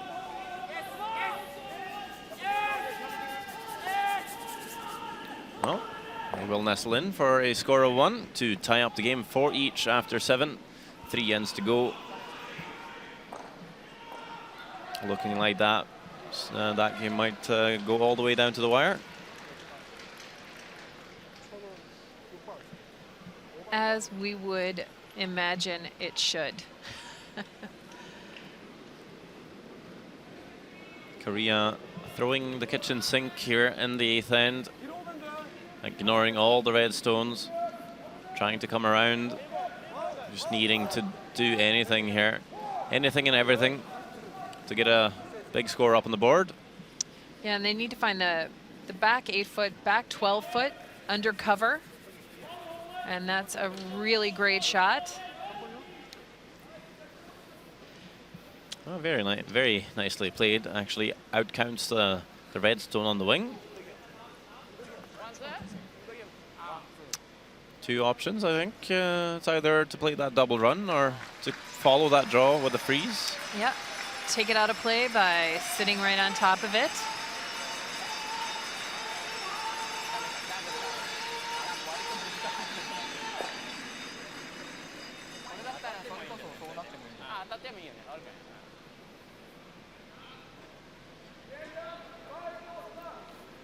I think we usually see teams play the freeze on this occasion, and Morozumi will call the same. Yeah, it's a wise choice. You certainly don't want to make the takeout on your own rocks that are shot 1 and 2 right now. The double may be easy for Korea, but the run back is not. And there's a lot of good places for this stone to land for Morozumi and Team Japan.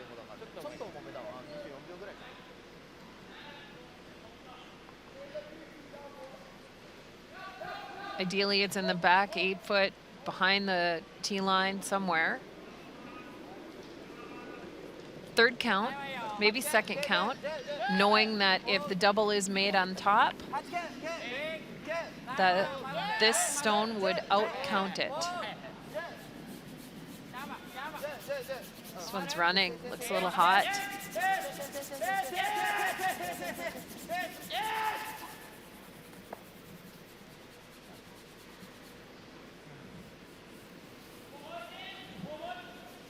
We'll still leave Korea lying 3rd.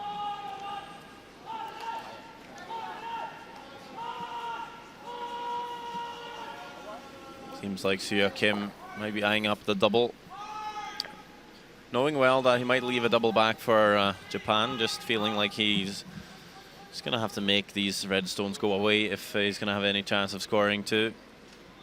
I'll just hope for a miss. I think he's playing...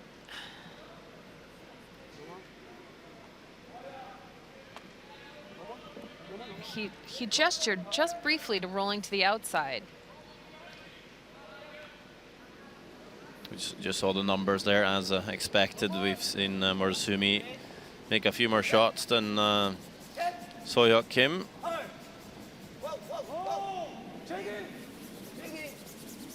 And nice quiet weight double there. Really well played. Does leave a double back for Morozumi. I don't think you'll see that same quiet weight from no. Morozumi.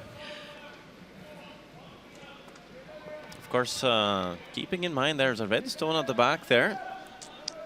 And it is definitely possible to jam it and perhaps leave a shot for 3. Need to be a little bit careful.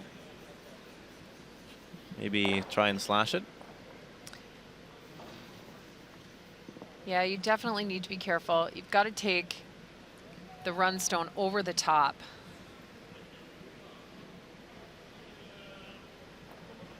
of the back yellow.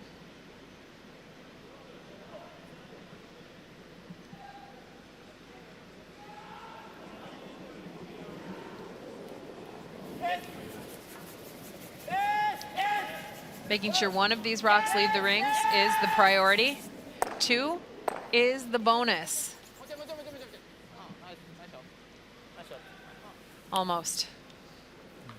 Does look like Korea is line 1. We're obviously going to have a few looks to be sure. Well, maybe feeling like the top red might be shot stone. Or if you have any doubt whatsoever, you have to play this hit and roll.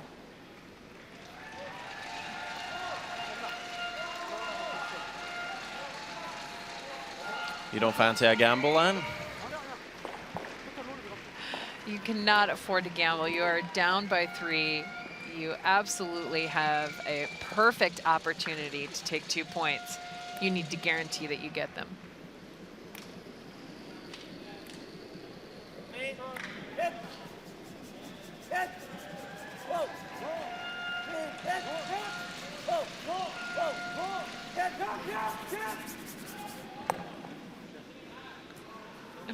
Perfectly executed.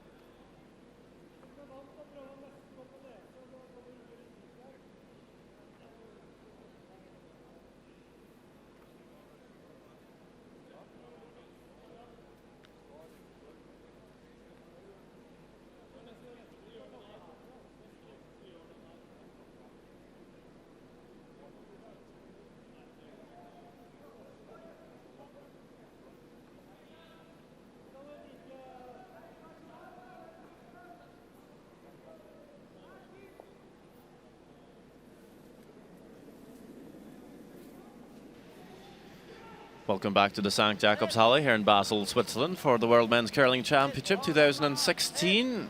My name is Sander Ulvåg and I'm joined by our lovely expert Anne Swisshelm. We've had 8 ends of curling so far. Just seeing Korea pick up a score of 2 in the 8th end. Japan still up by 1, having last done in the 9th end. As we see Korea throw up the center guard.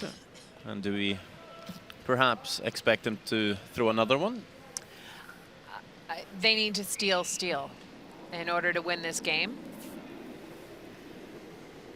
A force is not enough here. A force leaves you with, even in the best of circumstances, likely no hammer in the extra end.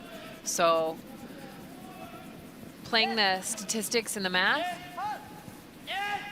double center guards are likely required. So Japan looking to score 2 or perhaps blank. Yeah, either way. And even if Japan scoring 1 is fine, being up 2 points, you've got the hammer in the extra end in the worst case scenario. So I assume we'll see Japan try everything to keep it open, make sure they can score. A Korea will, of course, try to do the opposite. Clog up the center line, get as many guards in play, and go for a steal. Yeah, and when I talk about these likely scenarios, this is assuming that the teams execute their strategy at a pretty high level. Obviously, things can happen if you've got misses. We've seen a couple of those misses in this game that have really kind of turned the tide for one team or the other.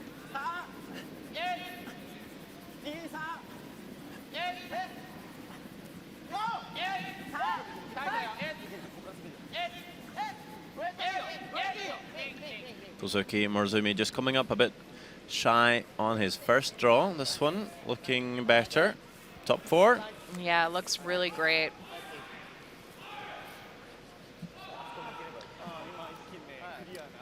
You never know if that first red might come into play for Japan, though. It might be usable. Yeah, you can run that in. It can be used as a weapon. It's in a pretty nice spot. And I don't think it changes how you would call the peels, which are likely coming up next for Team Japan. This rock is curling very hard. And having had such a nice game, that is a surprising outcome for Jongdeok Park, the second from Team Korea.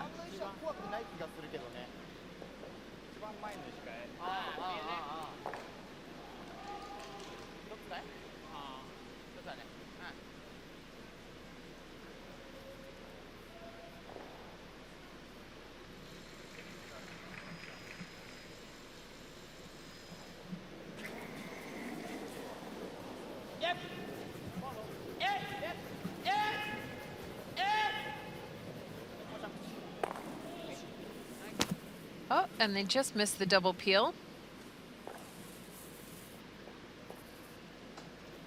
Tsuyoshi Yamaguchi not happy with that outcome. Although the primary responsibility, getting the rock along closest to the center line out of play, was accomplished. Still looking for perfection. Most of these players looking for everything they can get out of every rock.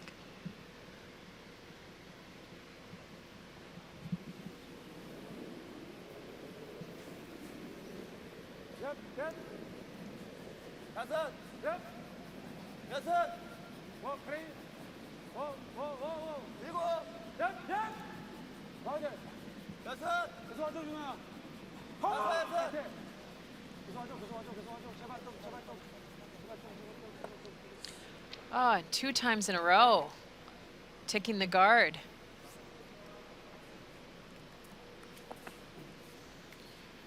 We'll have another update for you. It's Sheet B, Germany, Russia.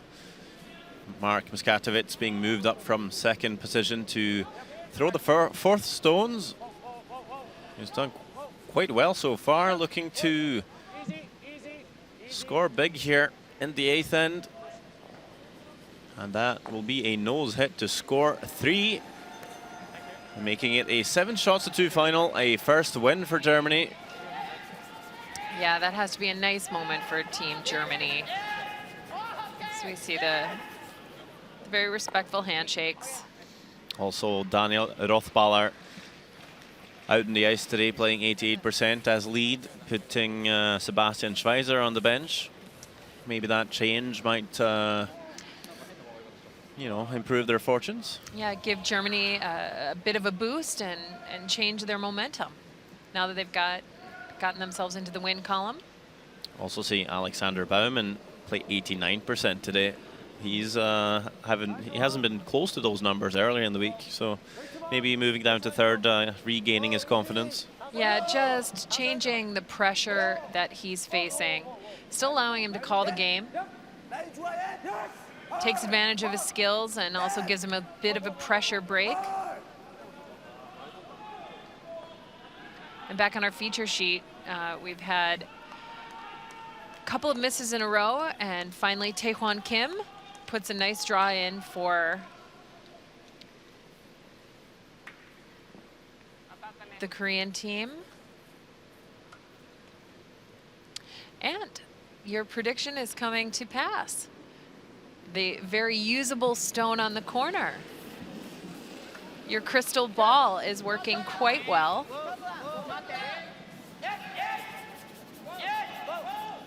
Let's hope, for Team Japan's sake, that Shimizu makes good use of this run back. Well, we'll just over curl. I think they had it there, just to kind of miss the line call in the end. Does move the yellow stone back 12, however. Does open up the scoring area a wee bit. That red stone's still usable. Yeah, that might have been just a little less weight than Morozumi was expecting. Yeah, tends to curl more with less weight. And Morozumi, Yosuke, that is, the skip, is not informed about the weight being less than he's expecting. It's very hard to call the line perfectly. It definitely impacts the line call. This draw will find its way onto the red stone. Just a slight tap. Pretty good there. Beautiful spot. We're going to head over to sheet D again. Sweden, Norway tied up at 4 each. You would maybe think Nicholas would throw that flat double, but no, he's going to draw. I don't think that double was there. But if anyone's going to throw it, it would be the Swedish skip. Feeling like drawing is the best call, however. And it's Christian Lindström's second player on the sweep. Hard here to bring it as far as possible. Oscar Eriksson out to help. How far will they drag it? Will it be enough? They need a good chunk of the forfeit. It will stop shy of the forfeit, and it will be a steal for Norway. It is now 5 shots to 4 after 8. As we see something pretty spectacular on sheet C, Anne. Yeah, I know we were distracting you with a shot from sheet D, but here's another look at this. Incredible double peel and pick off the stone in the top of the forefoot. Making life much easier for Team Japan. Just an incredible shot by Tetsuro Shimizu. That one thrown and called perfectly.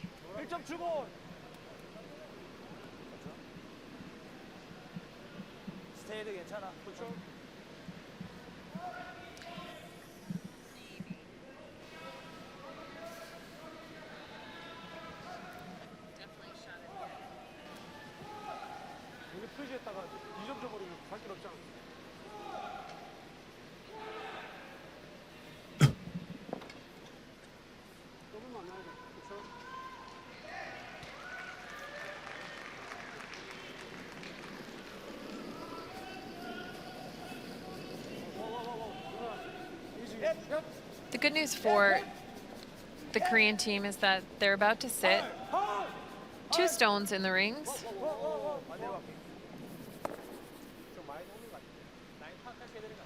Yeah, maybe just thinking the force is okay too.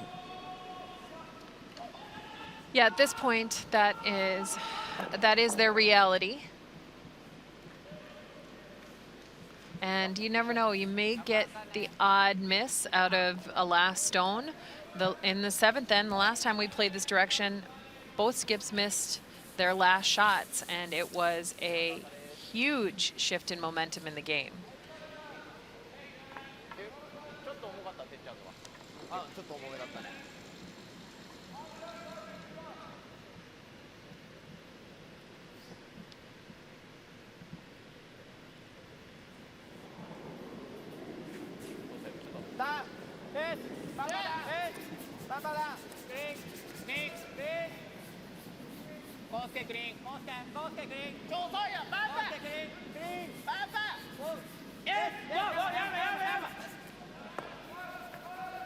Oh, did that over curl? No. Well played. I thought that might have jumped just a little too much right at the end, but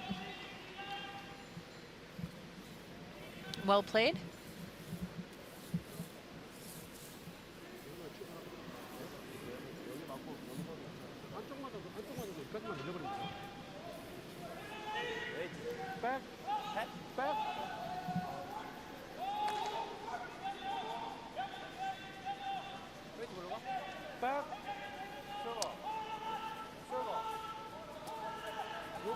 We'll get to see Soo-hyuk Kim attempt his 4th draw of the game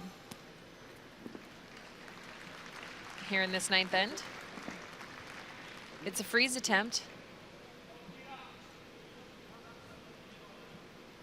Yeah, a freeze. I think also they called a little bump too. Little tap. Okay here.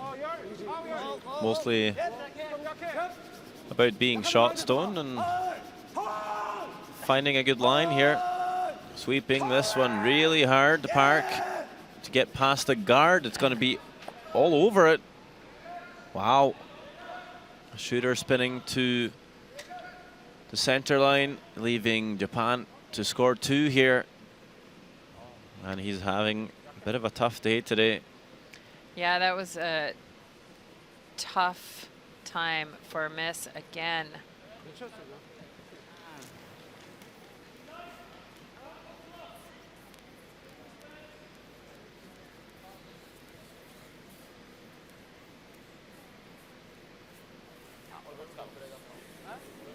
Yeah, the disappointment evident.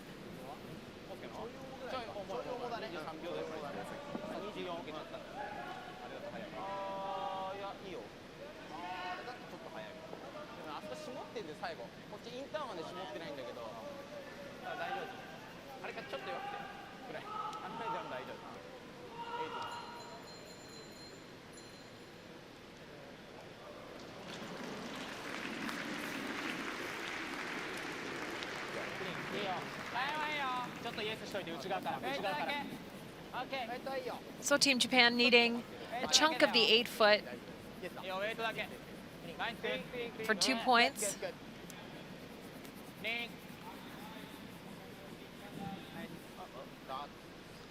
There we go. Very nice draw. Finds the 4-foot, scores 2. That's going to move Japan up to 6 points, having a 3-point lead as the score line now is 6-3. Korea will have to score 3 in the 10th end to push this game into an extra.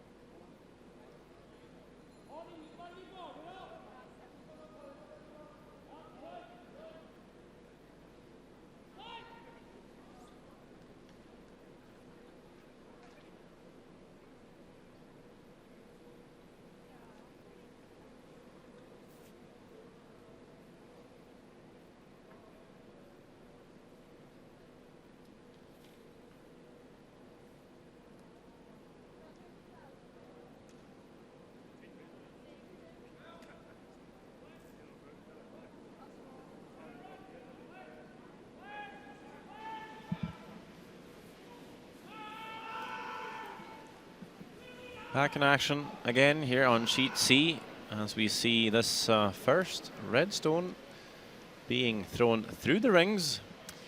Yeah, with a 3-point lead, Team Japan wants to make what they know are going to be peel attempts as easy and open as possible. Their rocks can only help the Korean team at this point, who needs to generate some pretty dramatic offense and in order to tie this game. We have seen Japan being lured into some teams' aggressive play, but in this situation, in the 10th and with a 3-point lead, I think they're going to stick to the normal tactics. Keeping it simple. Keeping it simple. And they will throw both their stones through, knowing that if they make all their simple shots, Korea will only score 2. Yeah, at most, Korea will score 2. The good news for Korea is any half shot along the way gives them the opportunity to possibly score 3 and tie this game up and force an extra end.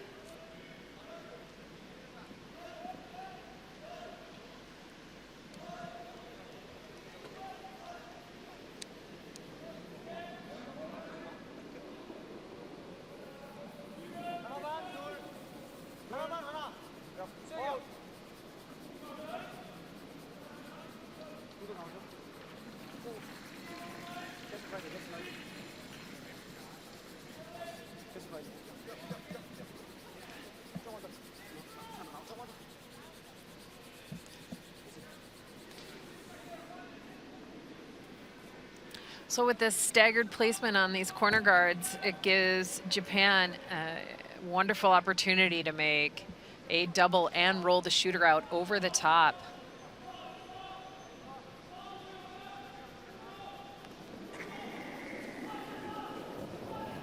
This is a straight spot on the ice.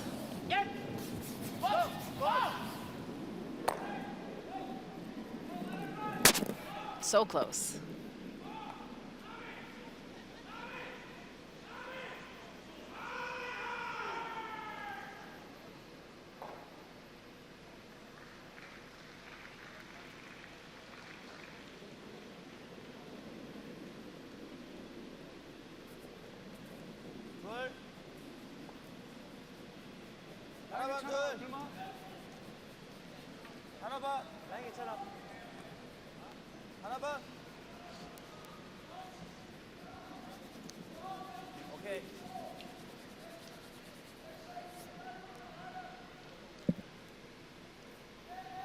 That corner guard comes up into a much better position for Team Korea.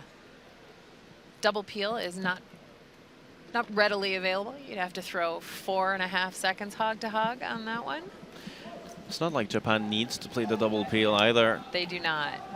Of course, be a nice bonus, pretty much killed the whole end. But again, as long as they make these simple peels, the single peels, they will win this game.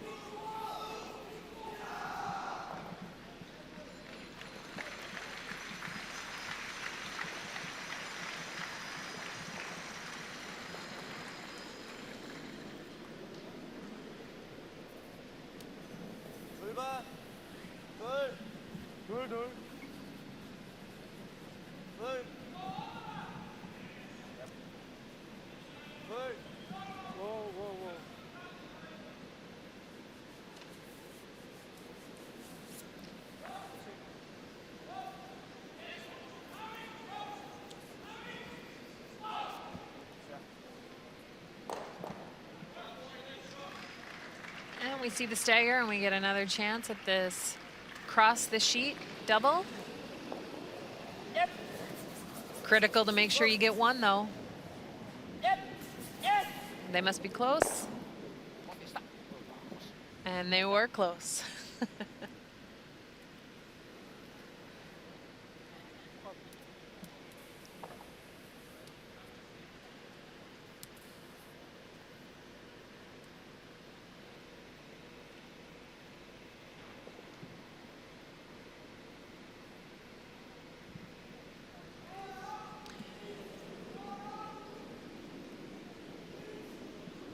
This call's a bit curious. Stacking the rocks on the same side of the sheet will definitely allow Japan a chance. But this is exactly what Korea did in the 8th end that did generate the 2 points that they scored.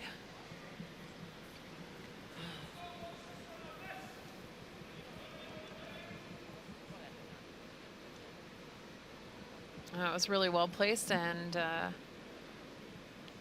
will guarantee that the Koreans have at least one corner guard left.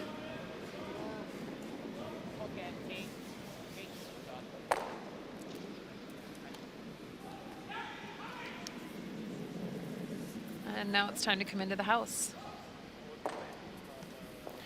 So a big mess on sheet D as Nicholas Edin will throw his last stone here in 9. I believe it is a angled run back of sorts to try and spill out a few yellows. Oh, he's going to run it over the top of everything. Oscar Eriksson pointing at 1 yellow, and I think they will come to agreement. It is a steal of 1 for Norway as they lead the game 6 shots to 4, coming into the final and 10th end. And on our feature sheet, it's time to put rocks into the rings for Team Korea, needing 3 points to tie this game, needing this rock to come to a stop. And it does. Keeping his life simple, guaranteeing an open takeout with his last. Japan skip, Yosuke Morozumi will play the peel.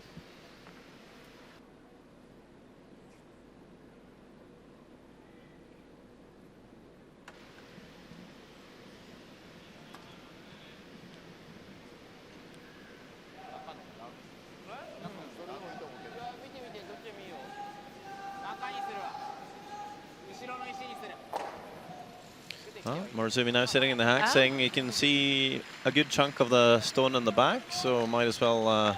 Yeah, this is a shot for the win. You might as well take it when it's given to you. So here we go. Perhaps the final stone. We'll see Morozumi making pretty much all his shots today. And here we go. The yellow one will fly. It is over. Japan will get their revenge on Korea after having lost to them in the Pacific Asia Curling Championships final. And we'll pick up another win. Korea still to win a game here this week. What do you make of that, Anne? It was a story of some untimely misses for the Korean skip and allows Japan a comfortable 6-3 victory with a relatively wide open takeout with the skip's last rock. Some happy Japanese fans, and what I'm sure is a very happy Yosuke Morozumi skip from Team Japan.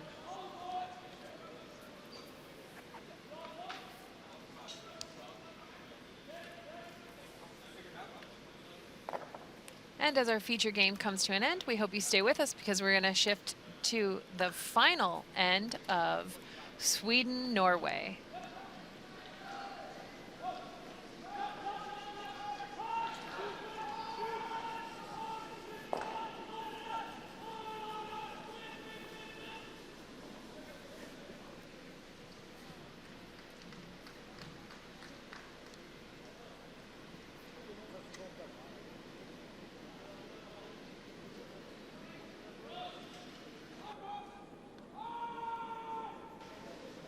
Here's a look at our line score, how we got to where we are.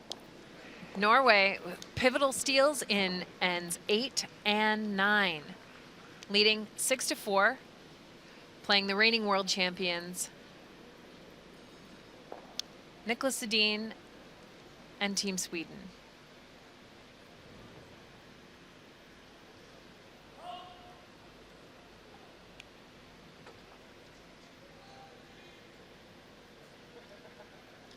Look at our situation. We are in thirds stones here in the 10th end. Torgeir Nergard, longtime third for Team Norway. Makes a beautiful peel. Takes out a couple of stones.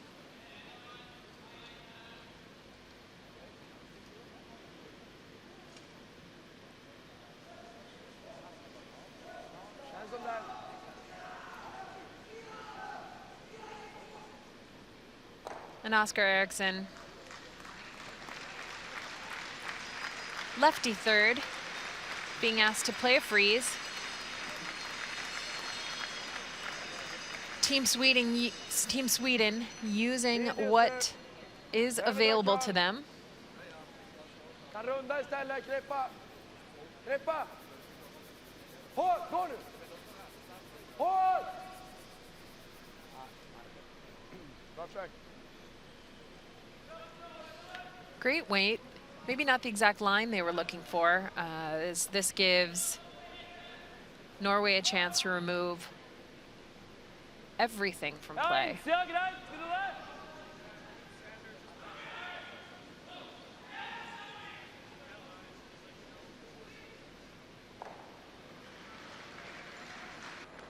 Ren, ren, ren, ren. Håvard litt, Håvard, Håvard, Håvard, Håvard, Håvard.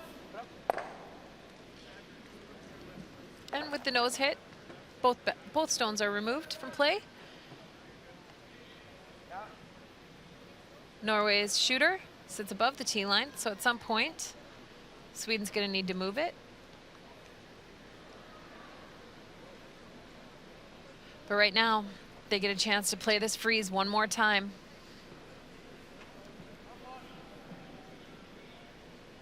Lite tight. Nej, bra linje. Bra linje. Limma dit den. Tight om något. Tight, tight.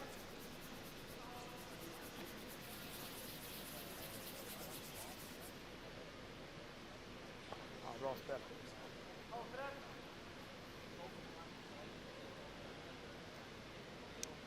A well-played stone, but overcurls just a hair. Gives Thomas Olsrud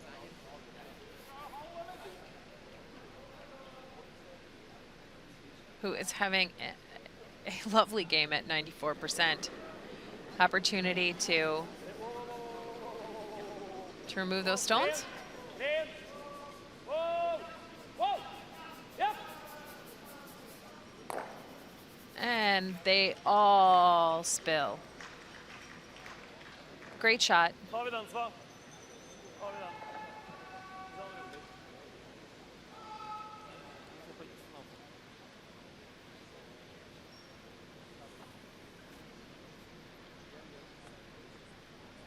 And it's looking pretty bleak in the house for Team Sweden. Nowhere to hide, nothing to freeze to.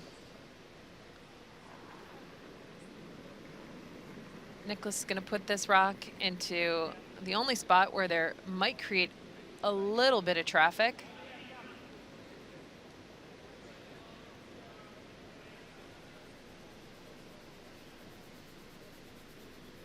Ja, den skarpa. Om den finns någonstans. And this rock needs to slow down. Oh. And that'll be handshakes. Last two rocks of this game unnecessary as Norway wins 6-4.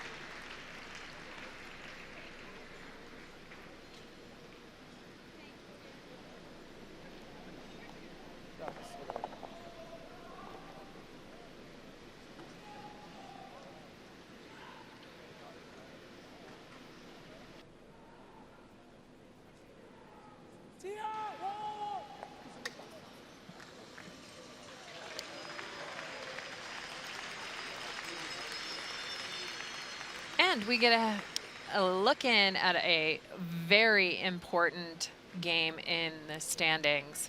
Extra end, Scotland versus Switzerland. Switzerland with the hammer. We'll be there in a moment.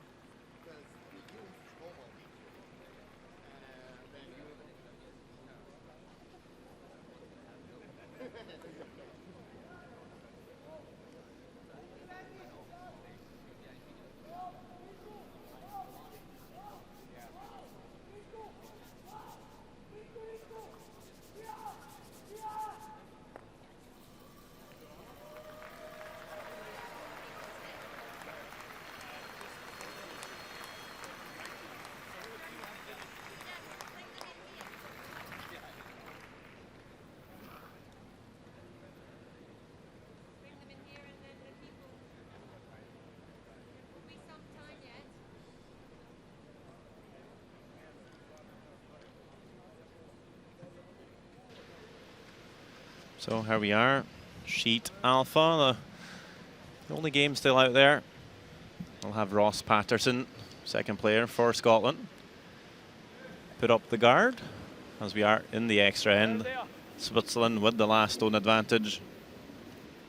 And Team Switzerland played 2 beautiful tick shots to open this end, leaving nothing near the center for Scotland to use or hide behind. Yeah, Simon Gempler making 2 really nice shots. As we see Ross Patterson's guard just slipping a bit too deep, really wanted to keep that one high, trying to get these catchers into play. Now we'll see Enrico Pfister be able to peel this centre guard quite easily. Nothing to jam onto. Something we saw happen to Tyler George earlier in the week. I hate to bring it up, but it's a good example. Yeah, it's when you play those tick shots, you've got to find a way to avoid them when you start to peel. If you don't, it could bounce right into the forefoot and up the level of difficulty for your skips last. So I would think Scotland would be looking to bring this one a little bit higher, although I am seeing Tom Brewster pointing to get a tight guard. So yeah, relatively tight to the rings. So maybe not wanting to utilize that tactic. He wants it right next to the other yellow stone so that the peel is only available one direction, and the other way You know, runs in. I'd still be tempted to throw the high one though.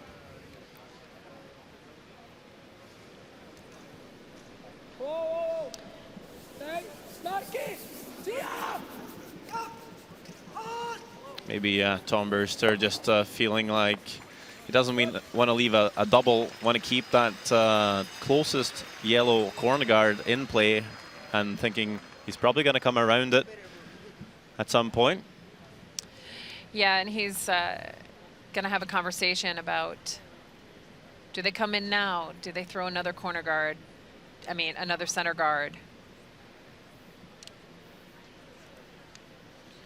Oh, they have called a timeout. We'll see Mike Harris make his way down to the ice. Olympic silver medalist. Yeah, I mean, we could go around the yellow. Make his way to the ice. Help them secure their tactics. Or freeze it. We could freeze it. Keep his attention over here. I don't think so. I think now's the time to make a move, and then you can throw the guard.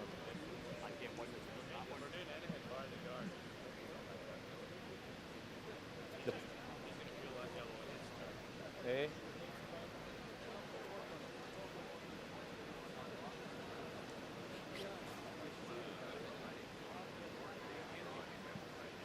Yeah. Do we go for the freeze or the round? Yeah. Then we hit that one. So he's not going to rip that.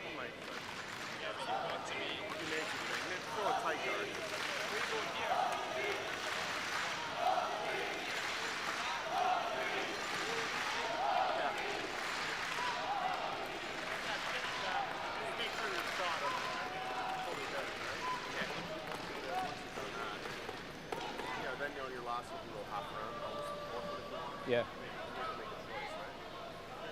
think going around, like, he's not going to miss those. No.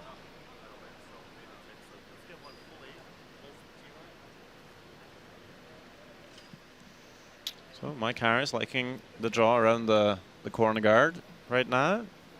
Yeah, this falls under the, you've got to use what you've got. You've got to use what's available to you. And right now, that rock, that yellow rock on top of the logos there as a corner guard is the best opportunity for Team Scotland to get a stone into shot position and up the pressure on Team Switzerland.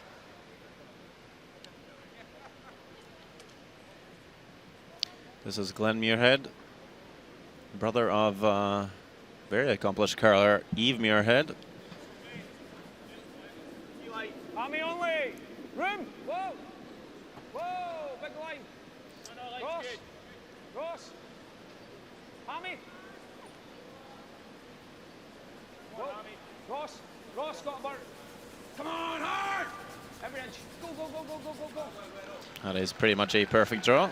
Lovely shot by Glenn.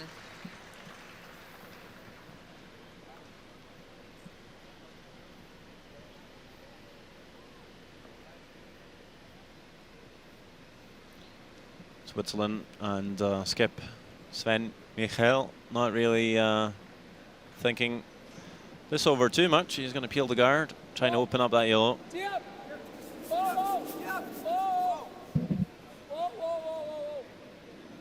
It's Marco Pfister to do so, no problems.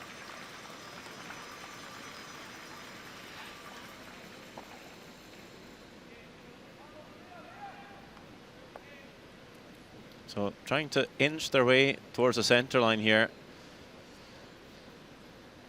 knowing they'll probably need to cut down the scoring area a little bit more. So they're going to throw a guard just about in between the center line and the Yellowstone in the house. Maybe tempting Switzerland to make a play on the Yellowstone in the house and then being able to come around the guard. And be closer to the forefoot, closer to the center of the house. Shrink the scoring zone as much as possible. Don't want to leave too much of an angle, though. You might see Switzerland try the slash, but that could also be a bit of an allure to do so.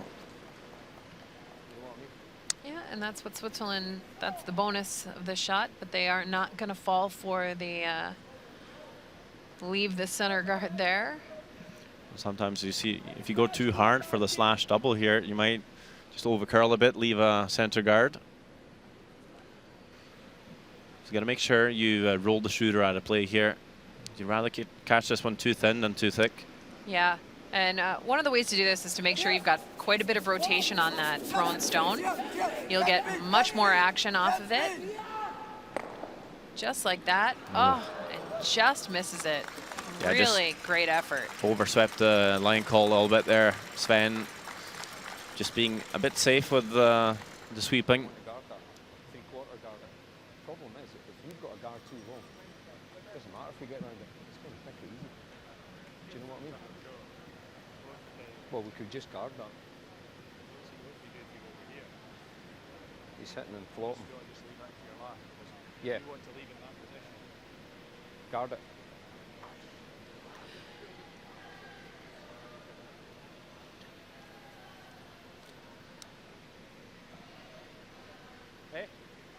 I think so. I don't think we've got any other option. Tom realizing, skip Tom Brewster for Team Scotland. You have to take the guard so tight or they're just coming around it. Knowing in order to win this game at this point, he's going to need a miss. And Okay at that. just kind of challenging Just wait. Team Easy Switzerland then. Whoa, whoa, whoa. on the choices. Whoa. No line. Nothing. No. Yep. Whoa. Whoa.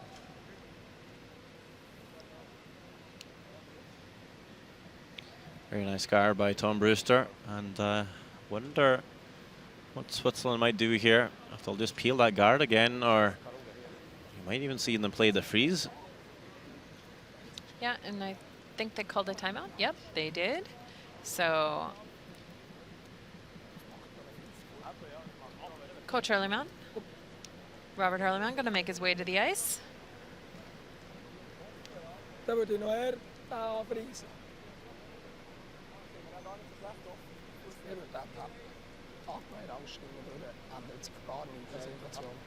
Hangers jetzt, wenn die 4 Fuß legt, kannst du auf eine Minute. Aber ja. Das will er machen, kann er kann höchstens weg, kann ja nicht anders machen. Even proberen dat te snappen. Helemaal snel door. Robert Hurleyman won the Also dat gaat locker. exhibition Olympics in Albertville, '92. Also attended 3 World Championships. Ik er einfach geen abschießen, aber... Wenn ich hinterher spielen muss ich immer Ich dachte, wir können das probieren zu tappen, wenn ich innen durchrauschen, ändert sich gar nicht der Situation. Oder? Das Einzige, was passieren kann, ist, wenn ich die Guard halt treffe, auf die Centerline rollen. Der Das ist das Einzige, was passieren Du musst sagen, was du kann. Ich würde das machen. Kannst du Tap oder irgendwie Tap. Ich sehe genau nichts, aber das gehört das so viel.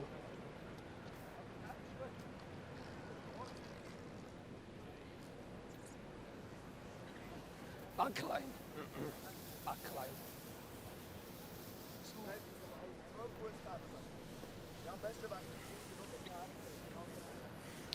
Well, it certainly sounds like Sven's going through a bit of a voice change.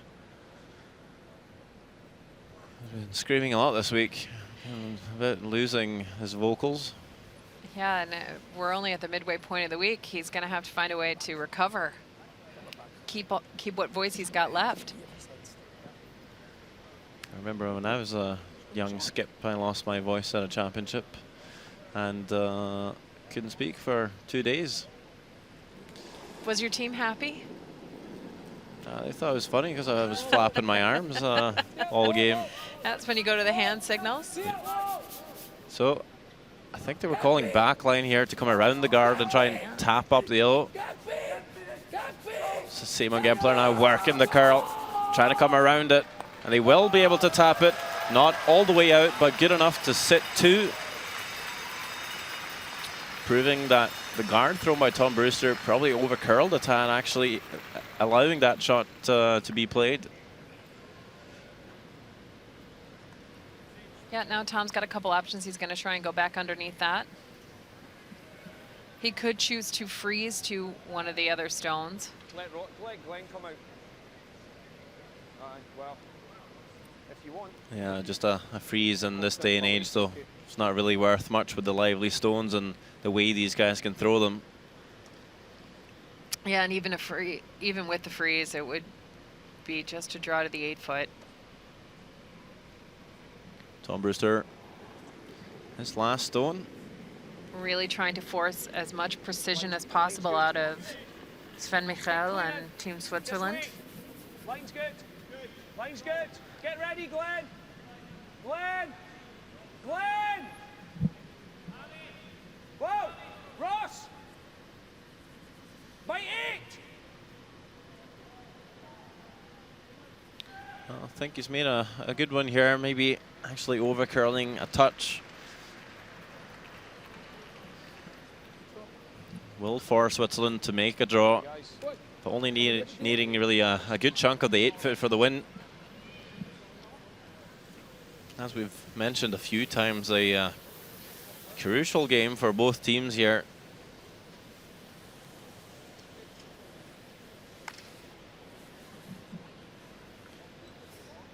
Switzerland sitting at 2 wins, 4 losses. Scotland at 2 wins, 3 losses. As you've seen,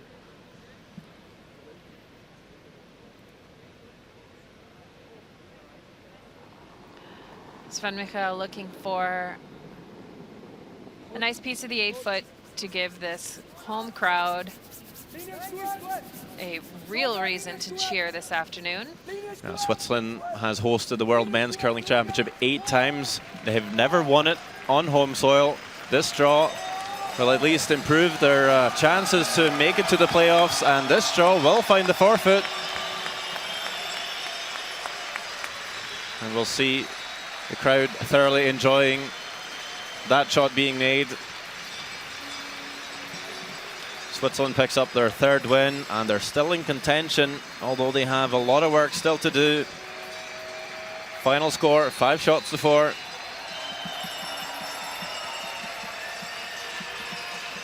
And Scotland will drop to 2 wins, 4 losses.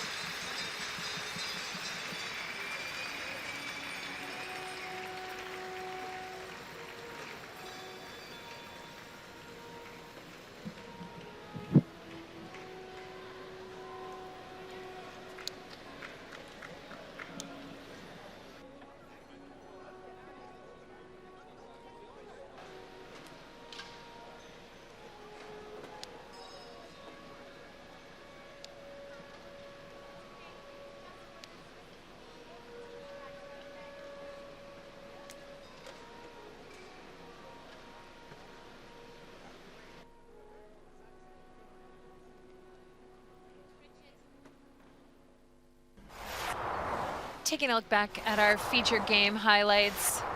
Team Japan versus Team Korea in the 5th end.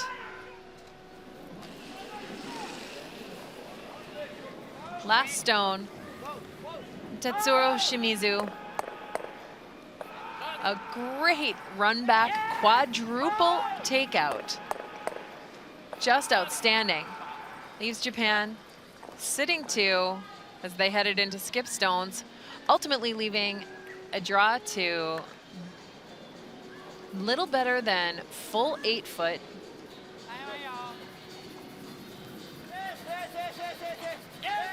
From skip Yusuke Morozumi and his front end valiantly sweeping, guaranteeing that score 2. Which led to the 7th end, a story of missed opportunities for both skips. Final stone from Morozumi came up short, leaving this peel for Soo-hyuk Kim that comes up wide and allows a steal of 1 instead of a score of 3, allowing Japan to have a commanding lead of 3 points leading into the 8th end. After some well-placed draws by third and a double by skip Soo-hyuk Kim from Korea, they're left with a little hit and roll and a score of 2 to pull within 1.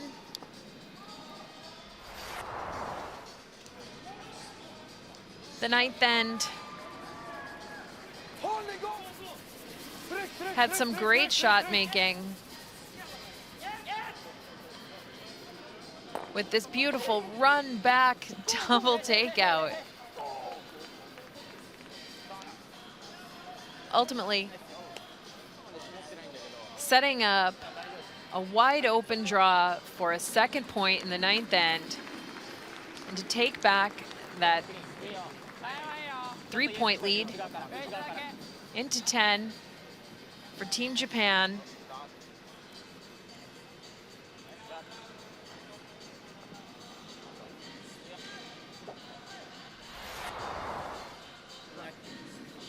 Which led to this, handshakes and the victory, allowing Japan to improve their record 4-3, and Korea still searching for that elusive first win.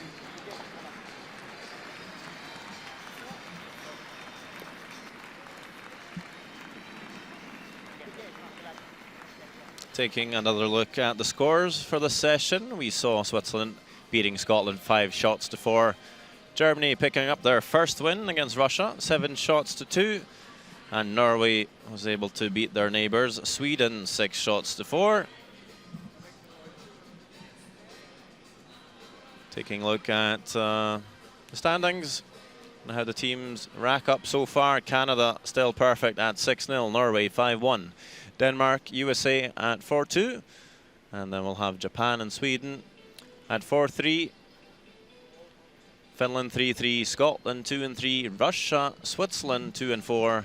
Germany with their first win 1-6. Korea still not being able to pick up a game.